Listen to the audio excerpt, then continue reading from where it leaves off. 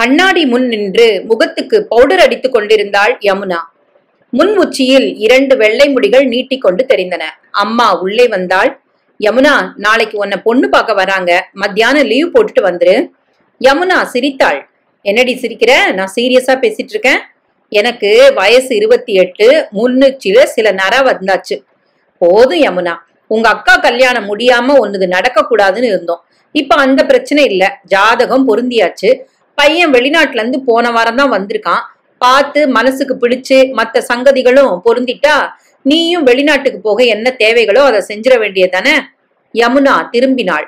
என்னை யாரும் பார்க்க வர வேண்டாம். ஏன்? கேட்டபடி அப்பா உள்ளே வந்தார். எனக்கு வெளிநாட்டுக்கு போக இஷ்டம் இல்ல, இந்த வரன் வேண்டாம். என்ன யமுனா பேசுற நீ? அவனோட சம்பளம் என்ன தெரியுமா? 3000 அமெரிக்க டாலர்கள், கிட்டத்தட்ட 1.5 லட்சம். முடியுமா? இங்க கிடைக்குமா இத்தனை பெரிய தொகை? 5 வருஷம் பாடுபட்டா போதும், வாழ்க்கையில நிரந்தரமா செட்டில் ஆயிடலாம். யாருக்கு கிடைக்கும் இந்த அதிர்ஷ்டம்? அப்பா, வாழ போறது நானு. இதுல என் விருப்பத்தையும் நீங்க பாக்கணும். இஷ்டம் இல்லாம என்னை கஷ்டப்படுத்தாதீங்க, எனக்கு நேரமாச்சு. தன் பொருட்களை எடுத்துக்கொண்டு வேகமாக வாசலை தாண்டி கொண்டே இருந்தாள். ஏண்டி, இவ தட்டி கழிக்கிற 3வது வரன் இது. எல்லாத்துக்கும் ஒரு காரணம் வச்சிருக்கா. என்ன அர்த்தம் இது? புரியலையே. விரும்பாம கட்டி வச்சுட்டு நாளைக்கு ஒரு பிரச்சனைன்னா ஆயுள் முழுக்க நம்ம தலை உருளும். வேணுமா? அதுக்காக அவளை இந்த வீட்டுல எத்தனை காலம் வச்சுக்க முடியும்? உண்மைதான், ஏற்கனவே கல்யாண வயசை தாண்டிட்டு இருக்கிறா. ஒருவேளை யாரையாவது விரும்புறாளோ? அப்படி இருந்தா சொல்லுவாங்க. கை நிறைய சம்பாதிக்கிறா, தைரியசாலி, அவ எதுக்கும் பயப்பட மாட்டா. எதுக்கும் கேட்டு பாத்துறேன். இன்னைக்கு ஆபீஸ் விட்டு வரட்டும், கேட்டுலாம். இவர்கள் யோசித்து கொண்டிருந்த வேளையில் யமுனா பஸ் ஸ்டாப்பில் இருந்தாள். ஆபீஸுக்கு கடையில் உள்ள தொலைபேசி மூலம் லீவை சொல்லிவிட்டு இன்னொரு முறை டயல் செய்தாள். எடுத்தது பாஸ்கர். நான் யமுனா பேசுறேன். சொல்லு. புறப்பட்டு வாங்க, வழக்கமா மீட் பண்ற கார்டன்ல இருக்கேன், பேசணும். சரி. பாஸ்கரும் யமுனாவும் கார்டனில் இருந்தார்கள். அடுத்த வரன் வந்தாச்சு பாஸ்கி. வெளிநாட்டுல வேலை, 3000 டாலர் மாச சம்பளம். நாளைக்கு பொண்ணு பார்க்க வர தயாராச்சு. ஜாதகம் பிரமாதமா பொருந்திருக்கு. வாழ்த்துக்கள். தேதி முடிவாயிடுச்சா? பாஸ்கி, விளையாடுறீங்களா? என்ன யமுனா நீ? இத்தனை சொன்னதுக்கு அப்புறம் உனக்கு ஒரு நல்ல வாழ்க்கை வருதுன்னா அதைத்தானே உங்க வீட்டுல தேர்ந்தெடுப்பாங்க. இதுக்கு முன்னால 2 வரன் வந்தது. நான் கல்யாணத்துக்கு சம்மதிச்சனா? நான் தட்டி கழிக்கிற 3வது வரன் இது. அவன் பேசவில்லை. பாஸ்கி, வீட்டுல இது வரைக்கும் எதையுமே சொல்லல. இனிமே சொல்லிட போறேன். எதை? நம்ம காதல் விவகாரத்தை. உங்க வீட்டுல சம்மதிப்பாங்களா? கண்டிப்பா மாட்டாங்க. ஆனா நாம 2 பேரும் கல்யாணம் செஞ்சுக்கிறோம். பிரச்சனை பெருசாகுமே. வேற வழி இல்ல பாஸ்கி, ஏதாவது செஞ்சுதானே தீரணும். எத்தனை நாளைக்கு எந்த முடிவு எடுக்காம இழுத்துக்கிட்டு நிக்கிறது? யமுனா, நல்லா யோசிச்சுதான் முடிவு எடுக்கிறியா? ஆமா, நான் வெத்து வேட்டு. நிரந்தரமான வருமானம் இல்ல, உறவுகள் யாரும் என்ன மதிக்கல. இப்ப ஏறத்தாழ நான் ஒரு அனாதை. 35 வயசு வரைக்கும் வெளிச்சம் வரும்னு காத்துக்கிட்டு இருக்கிறேன், வரல. இனிமே வருமானம் தெரியல. எந்த தைரியத்துல நம்ம கல்யாணம் நடக்கும்? நான் உத்தியோகம் பாக்குறேன் பாஸ்கி. நிரந்தர சம்பளம், 2 பேர் வாழக்கூடிய அளவுக்கு நியாயமான சம்பளம். நீ தைரியமா ரிஸ்க் எடுக்கலாம். உன்னை நான் ஆதரிக்கிறேன். பாஸ்கர் உணர்ச்சி வசப்பட்ட நிலையில் அவளை பார்த்தான். நீ பெரிய மனுஷனா வருவேன்னு எனக்கு நம்பிக்கை இருக்கு பாஸ்கி. பாஸ்கி பேசவில்லை. இன்னிலிருந்து எனக்கு சோதனை காலம். உனக்கு மட்டும் இல்லை யமுனா, எனக்கும் தான். தைரியமா இரு பாஸ்கி. உன்கிட்ட திறமை இருக்கு, நிச்சயமா நீ ஜெயிப்ப. யமுனா புறப்பட்டு விட்டாள். மாலை வீடு திரும்பி முகம் கழுவி நைட்டிக்கு மாறினாள். யமுனாவுடன் பிறந்தவர்கள் 2 பேர். ஒரு அக்கா சமீபத்தில் கல்யாணமாகிவிட்டது. ஒரு தம்பி இன்ஜினியரிங் கடைசி வருஷம் படித்துக் கொண்டிருக்கிறான். அப்பாவுக்கு ஓய்வு பெற 2 வருடங்கள். அதற்குள் யமுனாவுக்கு கடனை வாங்கி கல்யாணத்தை முடித்து விடலாம். ஓய்வு பெறுவதற்குள் கடனையும் அடைத்து விடலாம். அதற்குள் பையன் தலையெடுத்து விடுவான் என்ற நம்பிக்கை. அப்பாவும் வந்து விட்டார். யமுனா, இந்த வரனையும் நீ தட்டி கழிச்சாச்சு. என்ன அர்த்தம்? உன் மனசுல என்னதான் இருக்கு சொல்லுமா? சொல்லத்தான் நானும் முடிவு செஞ்சிருக்கேன். அப்பா, நான் பாஸ்கின்னு ஒருத்தரை 2 வருஷமா விரும்புறேன். பாத்தியா லட்சுமி, எதிர்பார்த்தோம். சரி, தப்பு இல்ல. நல்ல வரனா இருந்தா பாக்கலாமே. என்ன ஜாதி? நம்ம ஜாதிதான். அப்பாடா, அந்த பிரச்சனை இல்ல. என்ன படிப்பு, என்ன உத்தியோகம்? படிப்பு பிகாம், ஆனா உத்தியோகம் சொல்லுமா. அசிஸ்டன்ட் டைரக்டரா இருக்காரு. எந்த கம்பெனில? Cinema company. என்னது, சினிமா கம்பெனியா? அதுல அசிஸ்டன்ட் டைரக்டரா? ஆமாம்பா. என்ன வருமானம்? அம்மா கேட்டாள். அப்பா முந்தி கொண்டார். நீ நினைக்கிற மாதிரி பெரிய வேலை இல்ல லட்சுமி. இது நிரந்தரமும் இல்ல, எப்ப வேலை போகும்னு தெரியாது, வருமானம் பெருசா வராது. அப்படி இல்லப்பா, பாஸ்கியும் 10 வருஷமா சம்பாதிச்சுக்கிட்டு தான் இருக்கிறாரு.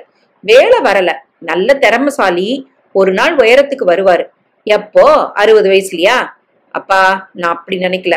சரி, அந்த பையனோட அப்பா அம்மா எல்லாரும் ஊர்ல இருப்பாங்கடி. இவன் சினிமா ஆசையில எல்லாரையும் பகைச்சுக்கிட்டு திருட்டு ரயில் ஏறி இருப்பான். இங்க ஏதாவது ஒரு பேச்சுலர் மேன்ஷன்ல 4 பேர் கூட ஒரே ரூமை பகிர்ந்துகிட்டு வாழ்வான். வேலை இல்லாத நாள்ல ஊர் முழுக்க கடனை வாங்குவாங்க.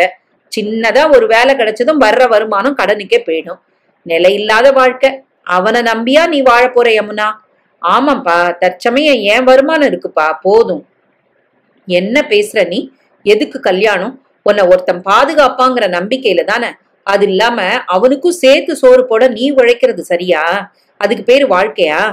இல்லப்பா, என்ன பேச விடுங்க. சொல்லு. சராசரி மனுஷ வாழ்க்கையில எனக்கு உடன்பாடு இல்ல. ஊரும் உலகமும் பாராட்டும்படியா ஒரு மனுஷன் உயரணும். பாஸ்கியால அந்த உயரத்துக்கு வர முடியும்னு எனக்கு நம்பிக்கை இருக்கு. எப்போ? தெரியலப்பா, காலம் பதில் சொல்லும். இல்லம்மா, இத நான் ஒப்புக்கல. எனக்கு இதுல சம்மதம் இல்ல. நிரந்தரமா இருக்கணும் வாழ்க்கை. உன்னை கட்டி கொடுத்துட்டா உன்னை பத்தின கவலை எனக்கு கூடாது. என்ன அர்த்தம்? பாதுகாப்பான ஒருத்தர்கிட்ட உன்னை ஒப்படைக்கணும்னு அர்த்தம். யமுனா பேசவில்லை. அந்த பாஸ்கியை நீ மறந்துட்டு நான் சொல்றத கேளு. சாரிப்பா, என் முடிவுல நான் தீர்மானமா இருக்கேன். அப்படின்னா என் சம்மதம் இல்லாம தான் நீ கல்யாணம் செஞ்சுக்கணும். அப்படித்தான் நடக்கணும்னு விதி இருந்தா அதை யாரால மாத்த முடியும்? அம்மா சூடாகி விட்டாள். ஏண்டி, உன்னை பெத்து வளர்த்து இந்த நிலைக்கு கொண்டு வந்த எங்களை விட நேத்திக்கு வந்து எவனோ ஒருத்தன் வசதி ஆயிட்டானா? அம்மா, எந்த ஒரு பொண்ணும் நிரந்தரமா பிறந்த வீட்டுல இருக்க முடியாது, இருக்கவும் கூடாது. புருஷனை நம்பித்தான் வாழணும். அவங்கிட்ட எதுவுமே இல்லையே, நம்பி எப்படி வாழ்வ? விடு லட்சுமி, அவ முடிவெடுத்தாச்சு, தீர்மானமா இருக்கிறா. விட்டு கொடுக்க நானும் தயாரா இல்ல. கூடிய சீக்கிரம் இந்த வீட்டை விட்டு அவ போகலாம். என் பேச்ச கேட்காத மக என் வீட்டுல இருக்க வேண்டாம். தான் கால்ல நிக்கிற ஒருத்திக்கு எந்த உறவும் தேவையில்லையே. மொட்டை மாடிக்கு போய்விட்டார். அம்மா அழத் தொடங்கினாள். என்னடி யமுனா இது? உன் எண்ணத்தை நீ மாத்திக்க கூடாதா? இல்லம்மா, நான் தயாரா இருக்கிறேன். என் வருமானத்துல இந்த குடும்பம் வாழணும்னா கண்டிப்பா விட்டுட்டு போக மாட்டேன். இப்போ அந்த நிலைமை இல்ல. என் மனசுக்கு பிடிச்சவரோட நான் வாழணும்னு பிடிவாதம் பிடிச்சா அது தப்பா? தகுதி இல்லாத ஒருத்தரோட நீ வாழணுமா? தகுதி எதுன்னு தீர்மானிக்கிறது நான் தான்மா. உன் முடிவை மாத்திக்க மாட்டியா? இல்லம்மா, அப்பா போ சொல்லிட்டாரு. 2 நாள் அவகாசம் எடுத்துக்கிறேன். நான் வீட்டை விட்டு போயிடுறேன். மறுநாள் காலை சீக்கிரமே யமுனா புறப்பட்டு போய்விட்டாள். அம்மா அப்பாவிடம் வந்து அழுதாள். என்னங்க, நீங்களாவது உங்க பிடிவாதத்தை தளர்த்தக்கூடாதா? எதுக்கு? ஒரு வெறும் பயல மாப்பிளன்னு சொல்லிக்கிறதுல எனக்கு பெருமை இல்ல, அவசியமும் இல்ல. பெத்தவங்களை உதறிட்டு எவனையோ நம்பி வாழ்க்கையை தொடங்க போறா. இதுக்கு ஒரு பாடத்தை கடவுள் இவளுக்கு கத்து கொடுக்காம விட மாட்டார். இவ மூலம் மத்த பெண்களும் கத்துக்கட்டும்.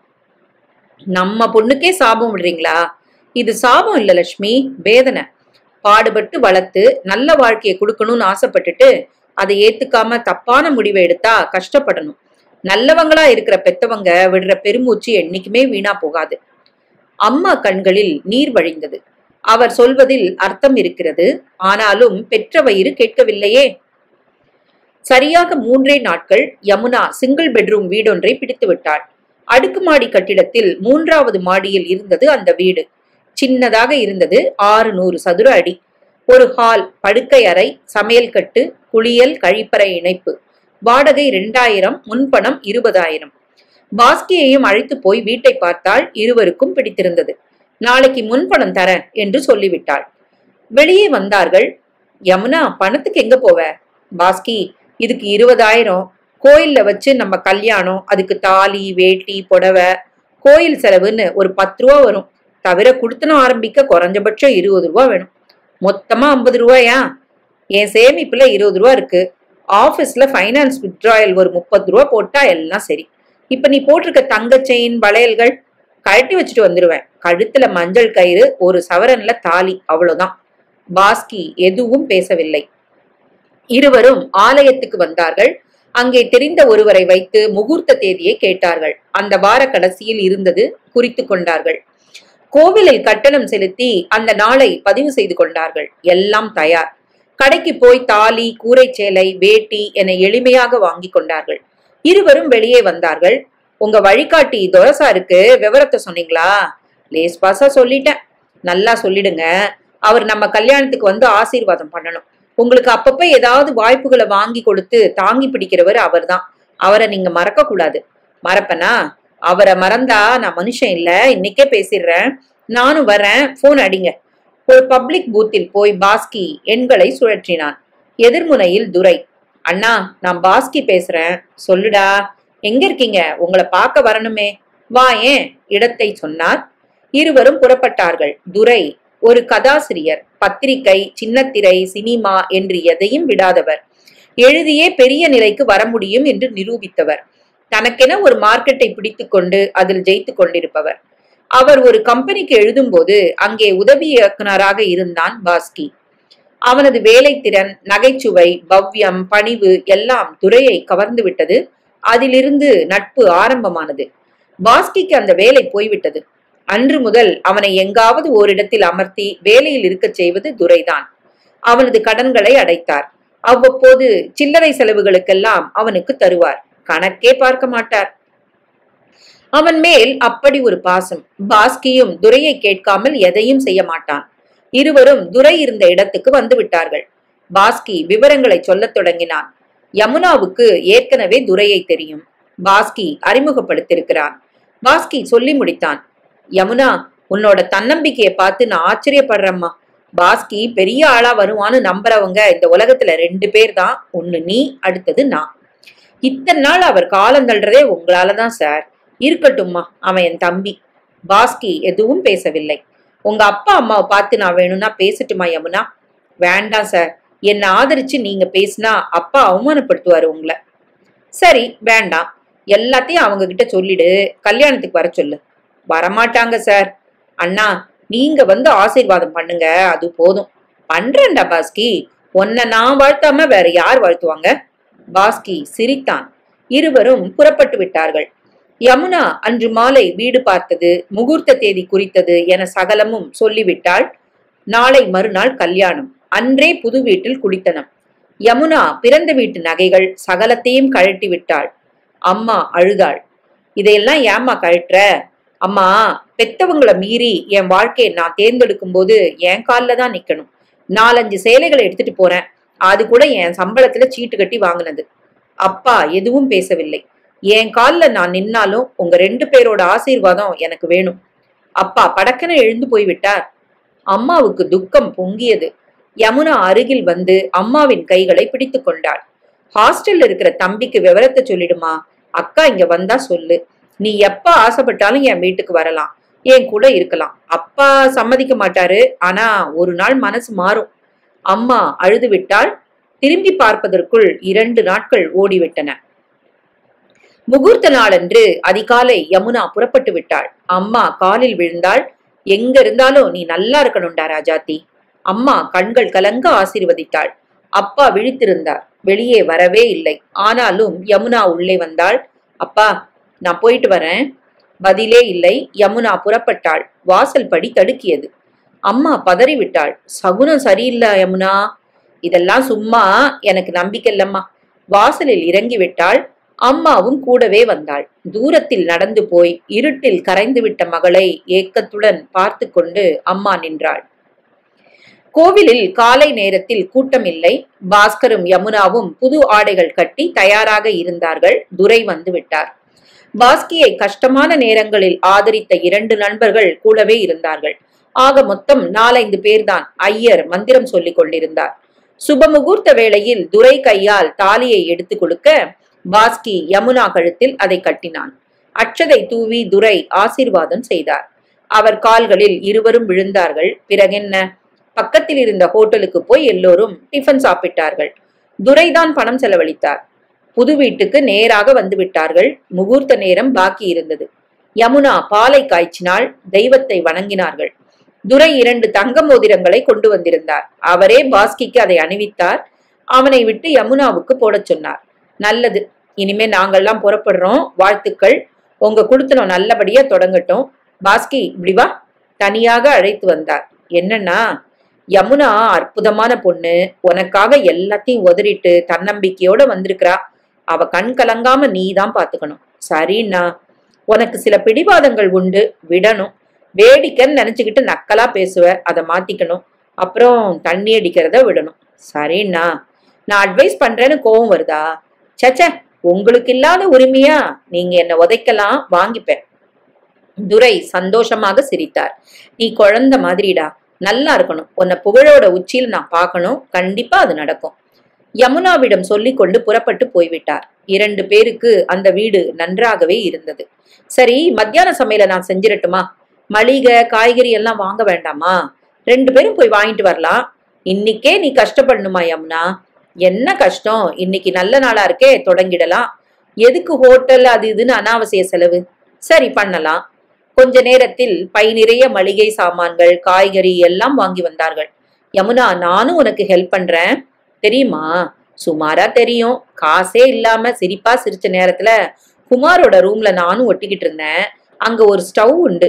கொஞ்சம் அரிசி, பருப்பு, கீரை, பச்சை மிளகாய், இஞ்சி எல்லாம் வாங்கி ஏடா கூடமா ஒரு குழம்பு வச்சு சாப்பிட்டுருக்கோம். சரி வாங்க. அவளுக்கு உதவி செய்தான். சமையல் முடிந்தது. நண்பகல் 2 மணிக்கு இருவரும் சாப்பிட்டார்கள். கொஞ்ச நேரம் தூங்கினார்கள். மாலை குளித்துவிட்டு கோவிலுக்கு போய் வணங்கினார்கள். அன்று முதல் இரவு. வீட்டில் கட்டில் மெத்தை எதுவும் இல்லை. வெறும் பாயும் தலைகாணியும். பாலை காய்ச்சி எடுத்துக்கொண்டு யமுனா உள்ளே வந்தாள். அருகில் உட்கார வைத்துக் கொண்டான் பாஸ்கி. யமுனா, எல்லா உறவுகளையும் உதறிட்டு நீ என்னோட வாழ வந்திருக்க. இதுல வருத்தம் எதுவும் உனக்கு இருக்கா? யமுனா சிரித்தாள். பாஸ்கி, அது இருக்கத்தான் செய்யும். பிறந்த வீட்டு உறவுகளை உதரும் போது சங்கடமா இருக்கும். ஆனா வாழ்நாள் முழுக்க அங்கே இருக்க முடியாது இல்லையா? உனக்கு வெளிநாட்டு வரன்கள் வந்திருக்கு, பல ஆயிரங்கள் சம்பாதிக்கிறவங்க. அந்த மாதிரி ஒரு பெரிய வாழ்க்கைய விட்டுட்டோன்னு மனசு தவிக்குதா? சத்தியமா இல்ல பாஸ்கி, எந்த தவிப்பும் இல்ல. இங்க உள்ளூர்ல இருந்தே பல ஆயிரங்களை நீங்க சம்பாதிக்கிற காலம் வரும். எனக்கு அந்த நம்பிக்கை இருக்கு. துரை சார் எழுதித்தான் வீடு கார்னு வசதியா இருக்கிறாரு. திறமையும் அதிர்ஷ்டமும் கடவுள் அருளும் இருந்தா படக்குன்னு மேல வந்துடலாம். உனக்கு நம்பிக்கை ரொம்ப அதிகம் யமுனா. அது இல்லைன்னா எப்படி சந்தோஷமா இருக்க முடியும்? இருவரும் பாலை குடித்தார்கள். யமுனா, நல்ல ஒரு நிலைக்கு நான் வர்ற வரைக்கும் நமக்கு குழந்தைகள் வேணுமா? இருக்கட்டுமே. 2 ஜீவன் சாப்பிடும்போது 3ஆவதா உன்னை காப்பாத்துறதா கஷ்டம்? வாழ்க்கையில அப்பத்தானே ஒரு பிடிப்பும் வேகமும் வரும். யாருக்காக உழைக்க போறோம்னு ஒரு இலக்கு வேண்டாமா? ஒப்புக்கிறேன். ஆனா வளர்ந்தப்புறம் குழந்தை பிறந்தா அது அதிர்ஷ்ட குழந்தையா இருக்கும். உங்க விருப்பம். வருத்தமா யமுனா? சேச்சா, இல்லவே இல்ல. இனிமே எதை பேசினாலும் நம்ம குரல் சேர்ந்து ஒலிக்கணும். அவளை தன்னோடு சேர்த்து மெல்ல அணைத்து கொண்டான். அடுத்து வந்த 4 நாட்களும் யமுனா லீவு போட்டிருந்தால் பாஸ்கியும் படப்பிடிப்புக்கு போகவில்லை. வீட்டுக்கு தேவையான பொருட்களை வாங்குவது, வீட்டை ஒழுங்குபடுத்துவது, மிஞ்சிய நேரத்தில் ஊரை சுற்றுவது என ஜாலியாக இருந்தார்கள். குடும்பம் ஒரு மாதிரி அமைந்து விட்டது. 5வது நாள் காலை சீக்கிரமே எழுந்து யமுனா குளித்தாள். பாஸ்கியும் படப்பிடிப்புக்கு புறப்பட்டு விட்டான். கம்பெனி வண்டி 6:30க்கே வந்து விட்டது. யமுனா, நான் புறப்படுறேன். வீட்டுக்கு வர ராத்திரி 10 ஆகும். சரி பாஸ்கி, இங்க வந்துதான் சாப்பிடுவேன். சரி, ஸ்பெஷலா ஏதாவது செஞ்சு வைக்கிறேன். பாஸ்கி புறப்பட்டு விட்டான். லொகேஷனுக்கு வந்து விட்டான். நடிகர் நடிகைகள் மேக்கப் போட்டுக்கொண்டு தயாராக இருந்தார்கள். 10 மணிக்கு டைரக்டர் உள்ளே நுழைந்தார். ஆரம்பமானது. பாஸ்கி வந்து வணங்கினான். என்னடா, தேனிலவுக்கு நீ எங்கேயும் போலையா? இல்ல சார். அவன் கல்யாணத்துக்கு அவரை கூட அழைக்கல. அதுல அவருக்கு கோபம் இருந்தது. அவன் தனி வீடு எடுத்து மனைவியின் தயவில் வாழ்வது லேசாக எரிச்சலை மூட்டி இருந்தது. எந்த நேரமும் கூழை கும்பிடு போட்டுக்கொண்டு அவன் வாழ்வதைத்தான் அவர் விரும்பி இருந்தார். அவருக்கு அடிமையாக இருக்க வேண்டும். அன்று அவனை அவமானப்படுத்தி விட வேண்டும் என்று மனதுக்குள் திட்டம் போட்டிருந்தார். பிற்பகல் 3 மணிக்கு சரியான ஒரு சந்தர்ப்பம் கிடைத்தது. வேலையில் ஒரு சின்ன தப்பை பாஸ்கி செய்ய அதை பிடித்து கொண்டார். என்னடா, கல்யாண மயக்கம் இன்னும் தீரலையா? வேலையை ஒழுங்கா செய்ய மாட்டியா என்று ஆரம்பித்து அவர் வழக்கமாக உபயோகிக்கும் கெட்ட வார்த்தைகளை சரமாரியாக உபயோகித்து பல பேருக்கு மத்தியில் அவனை புரட்டி எடுத்து கொண்டிருந்தார். பாஸ்கி வழக்கம் போல பொறுமை காத்தான். இந்த பாருடா, இன்னையில இருந்து ஷூட்டிங் முடிஞ்சு போறதும் நீ ராத்திரி போய் எடிட்டிங்ல உட்காரு, புரியுதா? சார் என்னடா இல்ல, இப்பதான் கல்யாணம் முடிஞ்சிருக்கு. வீட்டுல தனியா எப்படி? உனக்கு பொழப்பு வேணும்னா இரு, இல்லன்னா வேலையை விட்டுட்டு போயிட்டே இரு. உன்னை நம்பி நான் வாழல. என்கிட்ட வேலை கிட்ட 1000 பேர் வராங்க, புரியுதா? பாஸ்கி எதுவும் பேசவில்லை. மறுபடியும் படப்பிடிப்பு தொடங்கிவிட்டது. சாடிஸ்ட். மனைவியுடன் நான் வாழ்றது பிடிக்கல. வெளியே வந்து யமுனாவின் அலுவலக எண்களை சுழற்றினான். பக்கத்தில் யாரும் இல்லை, கொட்டி விட்டான். நான் என்ன செய்யட்டும் யமுனா? பரவாயில்ல, நீங்க எடிட்டிங் போங்க. உன்னை தனியா விட்டுட்டு எப்படி? பரவாயில்ல, இந்த ஏரியால பயம் இல்ல, நான் சமாளிச்சுக்கிறேன். இது தொழிலாச்சே, விடக்கூடாது. முடிஞ்ச வரைக்கும் சமாளிங்க. சரி யமுனா.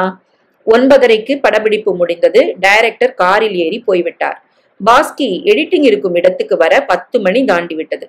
உடன் இருந்த உதவியாளன் புலம்பி விட்டான். இதெல்லாம் நியாயம் இல்ல பாஸ்கி, அவரும் குடும்பஸ்தன் தானே, மத்தவங்க வேதனை புரியாதா? எடிட்டிங்க நாங்கெல்லாம் பாத்துக்க மாட்டோமா என்ன? விடுறா, சொல்லிட்டாரு. செய்யலன்னா அனாவசிய பிரச்சனை வரும். அண்ணிட்ட சொல்லிட்டீங்களா? சொல்லிட்டேன். அந்த ஆளை விட ஒரு படி மேல ஒசந்து நிக்கணும்டா குமார்.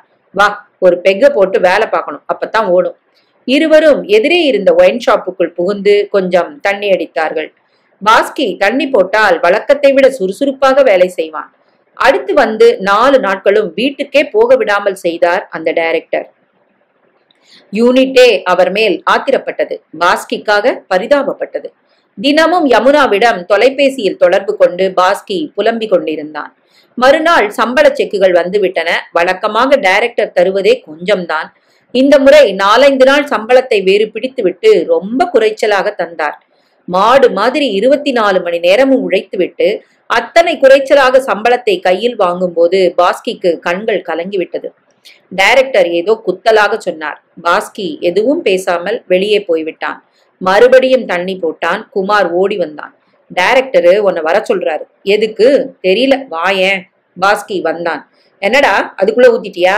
நான் கொடுத்த 3000த்துல 1500 ரூபா கொடு, அவசரமா வேணும், இந்த வார கடைசியில தரேன். ஏற்கனவே புகைச்சல், உள்ளே போன தண்ணி எல்லாம் சேர்ந்து பாஸ்கியை ஒரு தூக்கு தூக்க படக்கென நிமிர்ந்தான். அவர் தந்த மொத்த பணத்தையும் முகத்தில் வீசி எறிந்தான். அந்த மனிதர் ஆடி போனார். எல்லாத்தையும் நீயே வச்சுக்க, எனக்கு சம்பளமே வேண்டாம். என்னடா சொல்ற? மாடு மாதிரி உழைக்கிறோம், அதுக்கான ஊதியம் தரதில்ல. தந்த பணத்திலையும் பாதியை கேட்டுட்டா அது நியாயமா? என்னடா பேசுற? திமிரா? இந்த அளவுக்கு ஒன்னெல்லாம் வச்சிருக்கிறதே அதிகம். வானா சார், நாங்க உங்ககிட்ட சும்மா பணம் வாங்கல, ரா பகலா உழைக்கிறோம். தரீங்க, அதையும் முழுசா தரீங்களா? எல்லார் பணத்திலையும் கமிஷன் அடிக்கிறீங்க. உங்களை விட்டா நாதி இல்லைன்னு பல்ல கடிச்சுக்கிட்டு இருக்கிறோம். உள்ள மனசு கொதிக்காதா? எல்லாரையும் வயிறெறிய வச்சா உங்க குடும்பம் உருப்படாது சார். என்னடா பேசுற நீ? இனிமே உங்ககிட்ட வேலை பார்க்க முடியாதுன்னு தெரிஞ்சுதான் பேசுறேன். உழைச்சிட்டு என் பணத்தை உங்களுக்கு தார வாக்குறதுக்கு நான் ஏன் இங்க இருக்கணும்? வேலையை விட்டு போயிடலாமே. போடா, வெளியில போய் நார போற. பாத்துக்கலாம் சார். மரம் வச்சவன் தண்ணி ஊத்தாமலா இருப்பான்? யாரையும் நம்பி யாரும் வாழல சார். இத்தனை நாள் ஆதரிச்சதுக்கு நன்றி. சாரி, இனிமேலும் அட்டை மாதிரி என்ன நீங்க உறிஞ்ச என்கிட்ட ரத்தம் இல்ல, வர. வெளியே வந்து விட்டான். உணர்ச்சி வசப்பட்டு அவரிடம் பேசிவிட்டு வந்ததில் சுத்தமாக போதை தெளிந்திருந்தது. நேராக வீட்டுக்கு வந்து விட்டான். மாலை 5 மணி. அன்றைக்கு யமுனா சீக்கிரமே வந்து விட்டாள். அடடே, வந்தாச்சா? இன்னைக்காவது உங்களை உங்க டைரக்டர் விட்டுட்டாரா? ஒரேடியா விட்டுட்டாரு. என்ன சொல்ற? நடந்த சகலமும் சொல்லி புலம்பி கொட்டி விட்டான். யமுனா பேசவே இல்லை. கல்யாணம் முடிஞ்சதும் நான் வேலையை விட்டுட்டு வந்தது வேதனை தான். ஆனா சமாளிக்க முடியல யமுனா.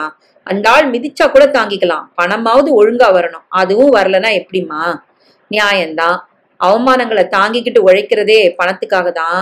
அது சரியா கிடைக்காத இடத்துல வேலை பார்த்து லாபம் இல்லை. வருத்தமா யமுனா? அவள் சிரித்தாள். எதுக்கு வருத்தம்? உங்களை சரியா என்னால புரிஞ்சுக்க முடியலன்னா நான் பொண்டாட்டி சொல்லிக்கிறதுல என்ன பொறுமை? கவலையே படாதீங்க. இன்னும் நல்ல இடத்துல வேலை கிடைக்கும், நிச்சயமா கிடைக்கும். துரைசார்கிட்ட இந்த விஷயத்த உடனடியா சொல்லணும் யமுனா. கதவு தட்டப்பட்டது. யமுனா போய் திறந்தாள். துரை வாசலில் நின்றார். ஆயுசு 100 சார் உங்களுக்கு. என்ன திட்டிக்கிட்டு இருந்தானா உன் புருஷன்? என்னடா கணக்கு தீத்துட்டு வந்துட்டியா? தகவல் வந்துருச்சான்னா? வராம தண்ணிக்குள்ள மூச்சு விட்டா நீர்க்குமிழிகள் வெளியில வராதா? சினிமா சின்ன உலகம்டா, எது நடந்தாலும் வெளியில வந்துரும். இவரால தாங்கிக்க முடியல சார். யமுனா, நீ எனக்கு சமாதானமே சொல்ல வேண்டாமா? பாஸ்கியை பத்தி எனக்கு தெரியாதா? அந்த டைரக்டர் மோசமான ஆளு. அவனுக்கு நான் நிறைய எழுதியிருக்கிறேனே. பண விஷயத்துல எல்லார் வயிற்றுச்சலையும் கொட்டிப்பான். உதவியாளர்களை நாய் மாதிரி நடத்துவான். இந்த ஃபீல்ட்ல ஒரு சில டைரக்டர்கள் மட்டும்தான் மனுஷனா நடந்துக்கிறாங்க, மீதி பேரெல்லாம் மிருகம். அண்ணா, நீங்க கதாசிரியர், உங்களுக்கு டைரக்டர்கள் தயவு வேணும். அடப்போடா, என் கையில பேனாவும் நெஞ்சில தெய்வமும் இருக்கிற வரைக்கும் எந்த நாயும் எனக்கு பிச்சை போட வேண்டாம், தெரியுமா? பாஸ்கி சிரித்தான். யமுனா அருகில் வந்தாள். மறுபடியும் நீங்க தான் பாஸ்கிக்கு வழிகாட்டணும். என்கிட்ட நீ சொல்லணுமாமா? அவன் என் தம்பி, அவனுக்கு செய்யறது என் கடமை. அண்ணா, எனக்கு செஞ்சுதான் ஆகணும், வேற வழியே இல்ல. மோசமான டைரக்டரை விட்டுட்டு வந்திருக்கிறேன். அதை ஒரு குவார்டர் அடிச்சு கொண்டாடலாமா? பாஸ்கி கண்ணடித்தான். டேய், குடிப்பழக்கம் இல்லாத என்கிட்டே குவார்டர் அடிக்கலாமான்னு கேக்குறியா? உங்ககிட்ட சுதந்திரமா பேசுற அளவுக்கு நான் யார்கிட்டன்னா பேசுவேன்? அவர்களது நட்பின் நெருக்கம் கண்டு பூரித்து போய் நின்றாள் யமுனா. யமுனா சாப்பிடாமல் காத்திருந்தாள். இரவு 10 மணி. பாஸ்கி இன்னும் வரவில்லை. பாவம், எங்க வேலைக்காக அலையறாரோ. 10:30 மணி சுமாருக்கு பாஸ்கி முழு தண்ணியில் வந்தான். யமுனா முகம் சுருங்கியது. எனக்கு சாப்பாடு வேண்டாம் யமுனா, நீ சாப்பிட்டியா? யமுனா பேசவில்லை. பாஸ்கி காலை மடித்து கொண்டு சோஃபாவில் உட்கார்ந்தான். தன் தோல்விகளை சோகங்களை சொல்லி புலம்ப ஆரம்பித்தான். யமுனாவுக்கு லேசாக எரிச்சல் வந்தது. அந்த நேரத்துக்கு மேல் எதுவும் சாப்பிடவும் தோன்றவில்லை. உள்ளே படுக்க போனாள். இரு யமுனா, நான் சொல்றத கேளு. காலையில பேசிக்கலாம், எனக்கு டயர்டா இருக்கு. வந்து படுத்து விட்டாள். நேரம் 11. தூக்கம் வரவில்லை. வெறுப்பாக இருந்தது. அவனுக்கு குடிப்பழக்கம் உண்டு. வாழ்க்கையின் முன்னேற்றத்துக்கு அது தடையாக இருக்கும். விட்டு ஒழிக்க வேண்டும் என்று அவள் எத்தனையோ எடுத்து சொல்லிவிட்டாள். அவன் அந்த நேரத்தில் ஏதோ ஒரு சமாதானத்தை சொல்லிவிட்டு மறுபடியும் குடித்து விடுவான். அவன் மேல் உள்ள காதலால் அவனை புண்படுத்த யமுனா விரும்பவில்லை. வேலை அதிகமாகி மூச்சு விட திணறும் காலத்தில் குடியின் ஞாபகம் இருக்காது. அப்படி ஒரு சூழ்நிலை வரட்டும் என்று காத்திருந்தாள். ஒரு மனிதன் உயருவான் என்ற லட்சிய வேகத்தோடு அவனுக்கு கழுத்தை நீட்டியாகிவிட்டது. காத்திருப்போம், கண்டிப்பாக அவன் உயருவான். மெல்ல மெல்ல உறங்கி போனாள். காலை தாமதமாக எழுந்து அவசரமாக வேலைகளை கவனிக்க தொடங்கினாள். அவள் புறப்படும் வரை பாஸ்கி எழுந்திருக்கவில்லை. அவள் மாலை வரும்போது இருக்க மாட்டான். இரவு ஊற்றி கொண்டு வருவான். சரி, பேசி மாற்றலாம். திரும்பி பார்ப்பதற்குள் 1 மாத காலம் ஓடிவிட்டது.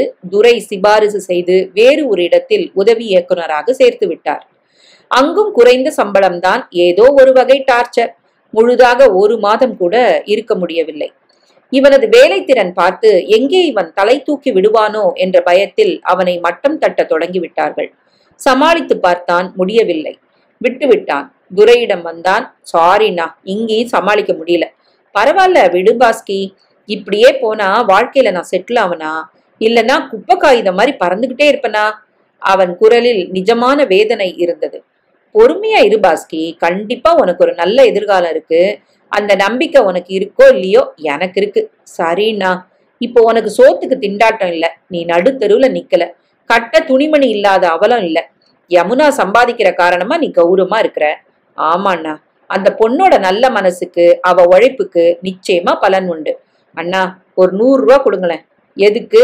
செலவுக்கு தான், கையில காசு இல்ல. குவார்டருக்கா? தலையை சொரிந்தான்.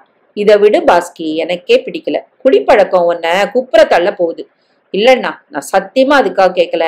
என் செலவுக்கு யமுனா கிட்ட கேட்க வெக்கமா இருக்கு. அவ பொண்டாட்டி இல்லையா? துரை எதுவும் பேசாமல் பணத்தை எடுத்து கொடுத்தார். இது மாதிரி அவ்வப்போது துரை கொடுப்பார். அவன் கேட்டு அவர் மறுத்ததே இல்லை. தப்பான ஒரு சங்கதிக்காகத்தான் பணம் கொடுக்கிறோம் என தெரிந்தும் துரை கொடுப்பார். அவன் கேட்டு அவரால் மறுக்க முடியாது. அவன் மேல் அப்படி ஒரு பாசம். டீ சாப்பிட, சிகரெட் பிடிக்க என்று 10, 20 அவ்வப்போது கொடுத்து கொண்டே இருப்பார். யமுனாவை மணந்து ஒரு வீடு, சாப்பாடு என்ற செட்டில்மெண்ட் இப்பதானே. அதற்கு முன்னால் தனி ரூமில் வாடகை கொடுக்க கூட காசில்லாமல் பாஸ்கி அலைந்த நாள் உண்டு.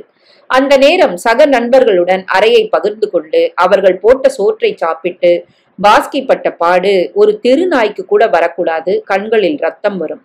துரைக்கு வேதனையாக இருக்கும். அந்த மாதிரி நேரத்தில் துரையுடன் தொலைபேசியில் கூட பேச மாட்டான். ஏண்டா, இத்தனை கஷ்டப்பட்டிருக்கே, என்கிட்ட வரக்கூடாதா? வேணாண்ணா, எப்பவும் உங்களை தொந்தரவு பண்ண எனக்கு பிடிக்கல. வறுமையும் கஷ்டமும் அவமானங்களும் எனக்கு புதுசா என்ன? யமுனா வந்த பிறகு பட்டினி போராட்டத்துக்கு ஒரு முடிவு வந்து விட்டது. ஆனால் திறமைக்கு மரியாதை தரும் வேலை மட்டும் கிடைக்கவில்லை. யமுனா புத்திசாலி. சம்பளத்தில் ஒரு பகுதியை தவணைக்கு கட்டிக்கொண்டு வீட்டுக்கு தேவையான மிக்சி, கிரைண்டர், ஃப்ரிட்ஜ், டிவி, பீரோ, கட்டில் என படிப்படியாக வாங்க தொடங்கினாள். ஒரு குடித்தனத்துக்கு இதெல்லாம் தேவையல்லவா? பாஸ்கிக்கு பாக்கெட் மணியும் உண்டு. யமுனாவை பாஸ்கி மணந்து 1 வருட காலம் ஓடிவிட்டது. குழந்தைக்கான ஆரம்பம் எதுவும் இல்லையே என கேட்க தொடங்கிவிட்டார்கள். யமுனாவுக்கு குழந்தைகள் என்றால் கொள்ளை ஆசை. ஆனால் புருஷனுடன் தாம்பத்தியம் நடத்தினால் தானே கர்ப்பம் வரும். பாதி நாள் போதையுடன் வரும் அவனுக்கு எதில் நாட்டம் இருக்கும்? இதை யாரிடம் யமுனா சொல்ல முடியும்? வெற்றி எங்கே இருக்கிறது என தெரியவில்லை. கண்ணுக்கு தெரியாத அந்த புள்ளியை குறிவைத்து பயணம் தொடர்கிறது. அது நடக்குமா? மேலும் 6 மாதங்கள் ஓட சலிப்பே வந்துவிட்டது அவளுக்கு. துரை மட்டும் அவ்வப்போது ஆறுதல் சொல்லிக் கொண்டிருந்தார். துரை ஒரு பெரிய நிறுவனத்துக்கு பெரிய இயக்குனருக்கு எழுதி கொண்டிருந்த நேரம் அது. அந்த தயாரிப்பாளருக்கு துரை மேல் அலாதி பாசமும் நம்பிக்கையும் உண்டு. அவருக்கு பிரபலமான தொலைக்காட்சி சேனலில் ஒரு நேரத்தை ஒதுக்குவதாக தகவல் வந்தது. தயாரிப்பாளர் துரையை அழைத்தார். அநேகமா அந்த நேரம் நமக்கு கிடைக்கும், மெகா தொடர் நீங்க தான் எழுத போறீங்க. சரி சார், அது உறுதியானதும் மற்ற சங்கதிகளை பேசிக்கலாம். துரை தலையாட்டினார். 1 மாதம் ஓடிவிட்டது. மறுபடியும் தயாரிப்பாளர் அழைத்தார். துரை, அது உறுதியாயாச்சு, நீங்க கதையை தயார் பண்ணிக்கங்க. கதை தயாரா இருக்கு சார். துரை கதையை சுருக்கமாக சொன்னார். வெரி குட், நல்லா இருக்கேன். நீங்க ஸ்கிரிப்ட் வேலையை ஆரம்பிச்சிடலாம். Thank you sir. டைரக்ட் பண்ண போறது யாருன்னு நான் தெரிஞ்சுக்கலாமா? இன்னும் முடிவெடுக்கல துரை. அதற்கு மேல் துரை எதுவும் பேசவில்லை. வீடு திரும்பி விட்டார். மாலை 7 மணிக்கு பாஸ்கி வந்தான். பாஸ்கி வேறொரு நிறுவனத்தில் வேலை செய்து கொண்டிருந்தான். அவர்கள் சம்பளமே தரமாட்டார்கள், சாப்பாடும் தண்ணியும் வாங்கி கொடுப்பார்கள். பாஸ்கி சும்மா இருக்க வேண்டாம் என்பதால் அங்கு வேலை செய்து கொண்டிருந்தான். கொஞ்ச நேரம் துரையுடன் பேசிவிட்டு பாஸ்கி திரும்பி போனான். துரைக்கு சங்கடமாக இருந்தது. இவனுக்கு மட்டும் விடியவே விடியாதா? சரியாக 1 வார காலம் அந்த தயாரிப்பாளர் துரையை மறுபடியும் அழைத்தார். துரை செய்து வைத்திருந்த காட்சிகளை தயாரிப்பாளரிடம் சொல்ல அவருக்கு பிடித்து விட்டது. டைரக்டர் முடிவாயிடுச்சா சார்? இது வரைக்கும் இல்ல, நீங்க தான் சொல்லுங்களேன்.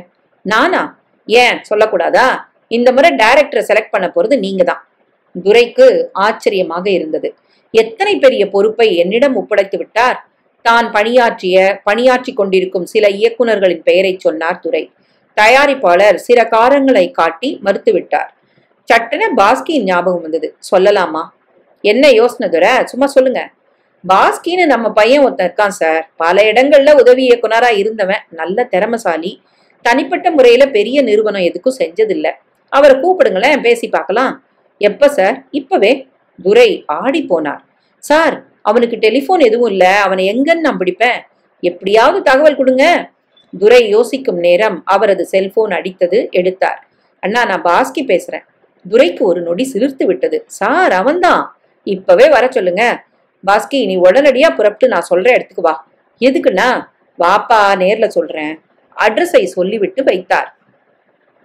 நீங்க லஞ்சம் முடிச்சுட்டு அவரையும் கூட்டிட்டு மத்தியானம் என் அறைக்கு வாங்க. சரி சார். தன் அறைக்கு வந்து விட்டார் துரை. ஓர் அரை மணி நேரத்தில் பாஸ்கி வர துரை விவரத்தை சொன்னார். பாஸ்கி ஆடி போனான். அண்ணா, கிடைக்குமா? தெரியலப்பா, சொல்லிட்டேன். உன் நேரம் நல்லா இருந்தா நிச்சயமா கிடைக்கும். இத்தனை பெரிய நிறுவனத்திலயா? எனக்கு கையும் காலும் ஓடல. தைரியமா இரு. தயாரிப்பாளர் ரொம்ப நல்லவரு.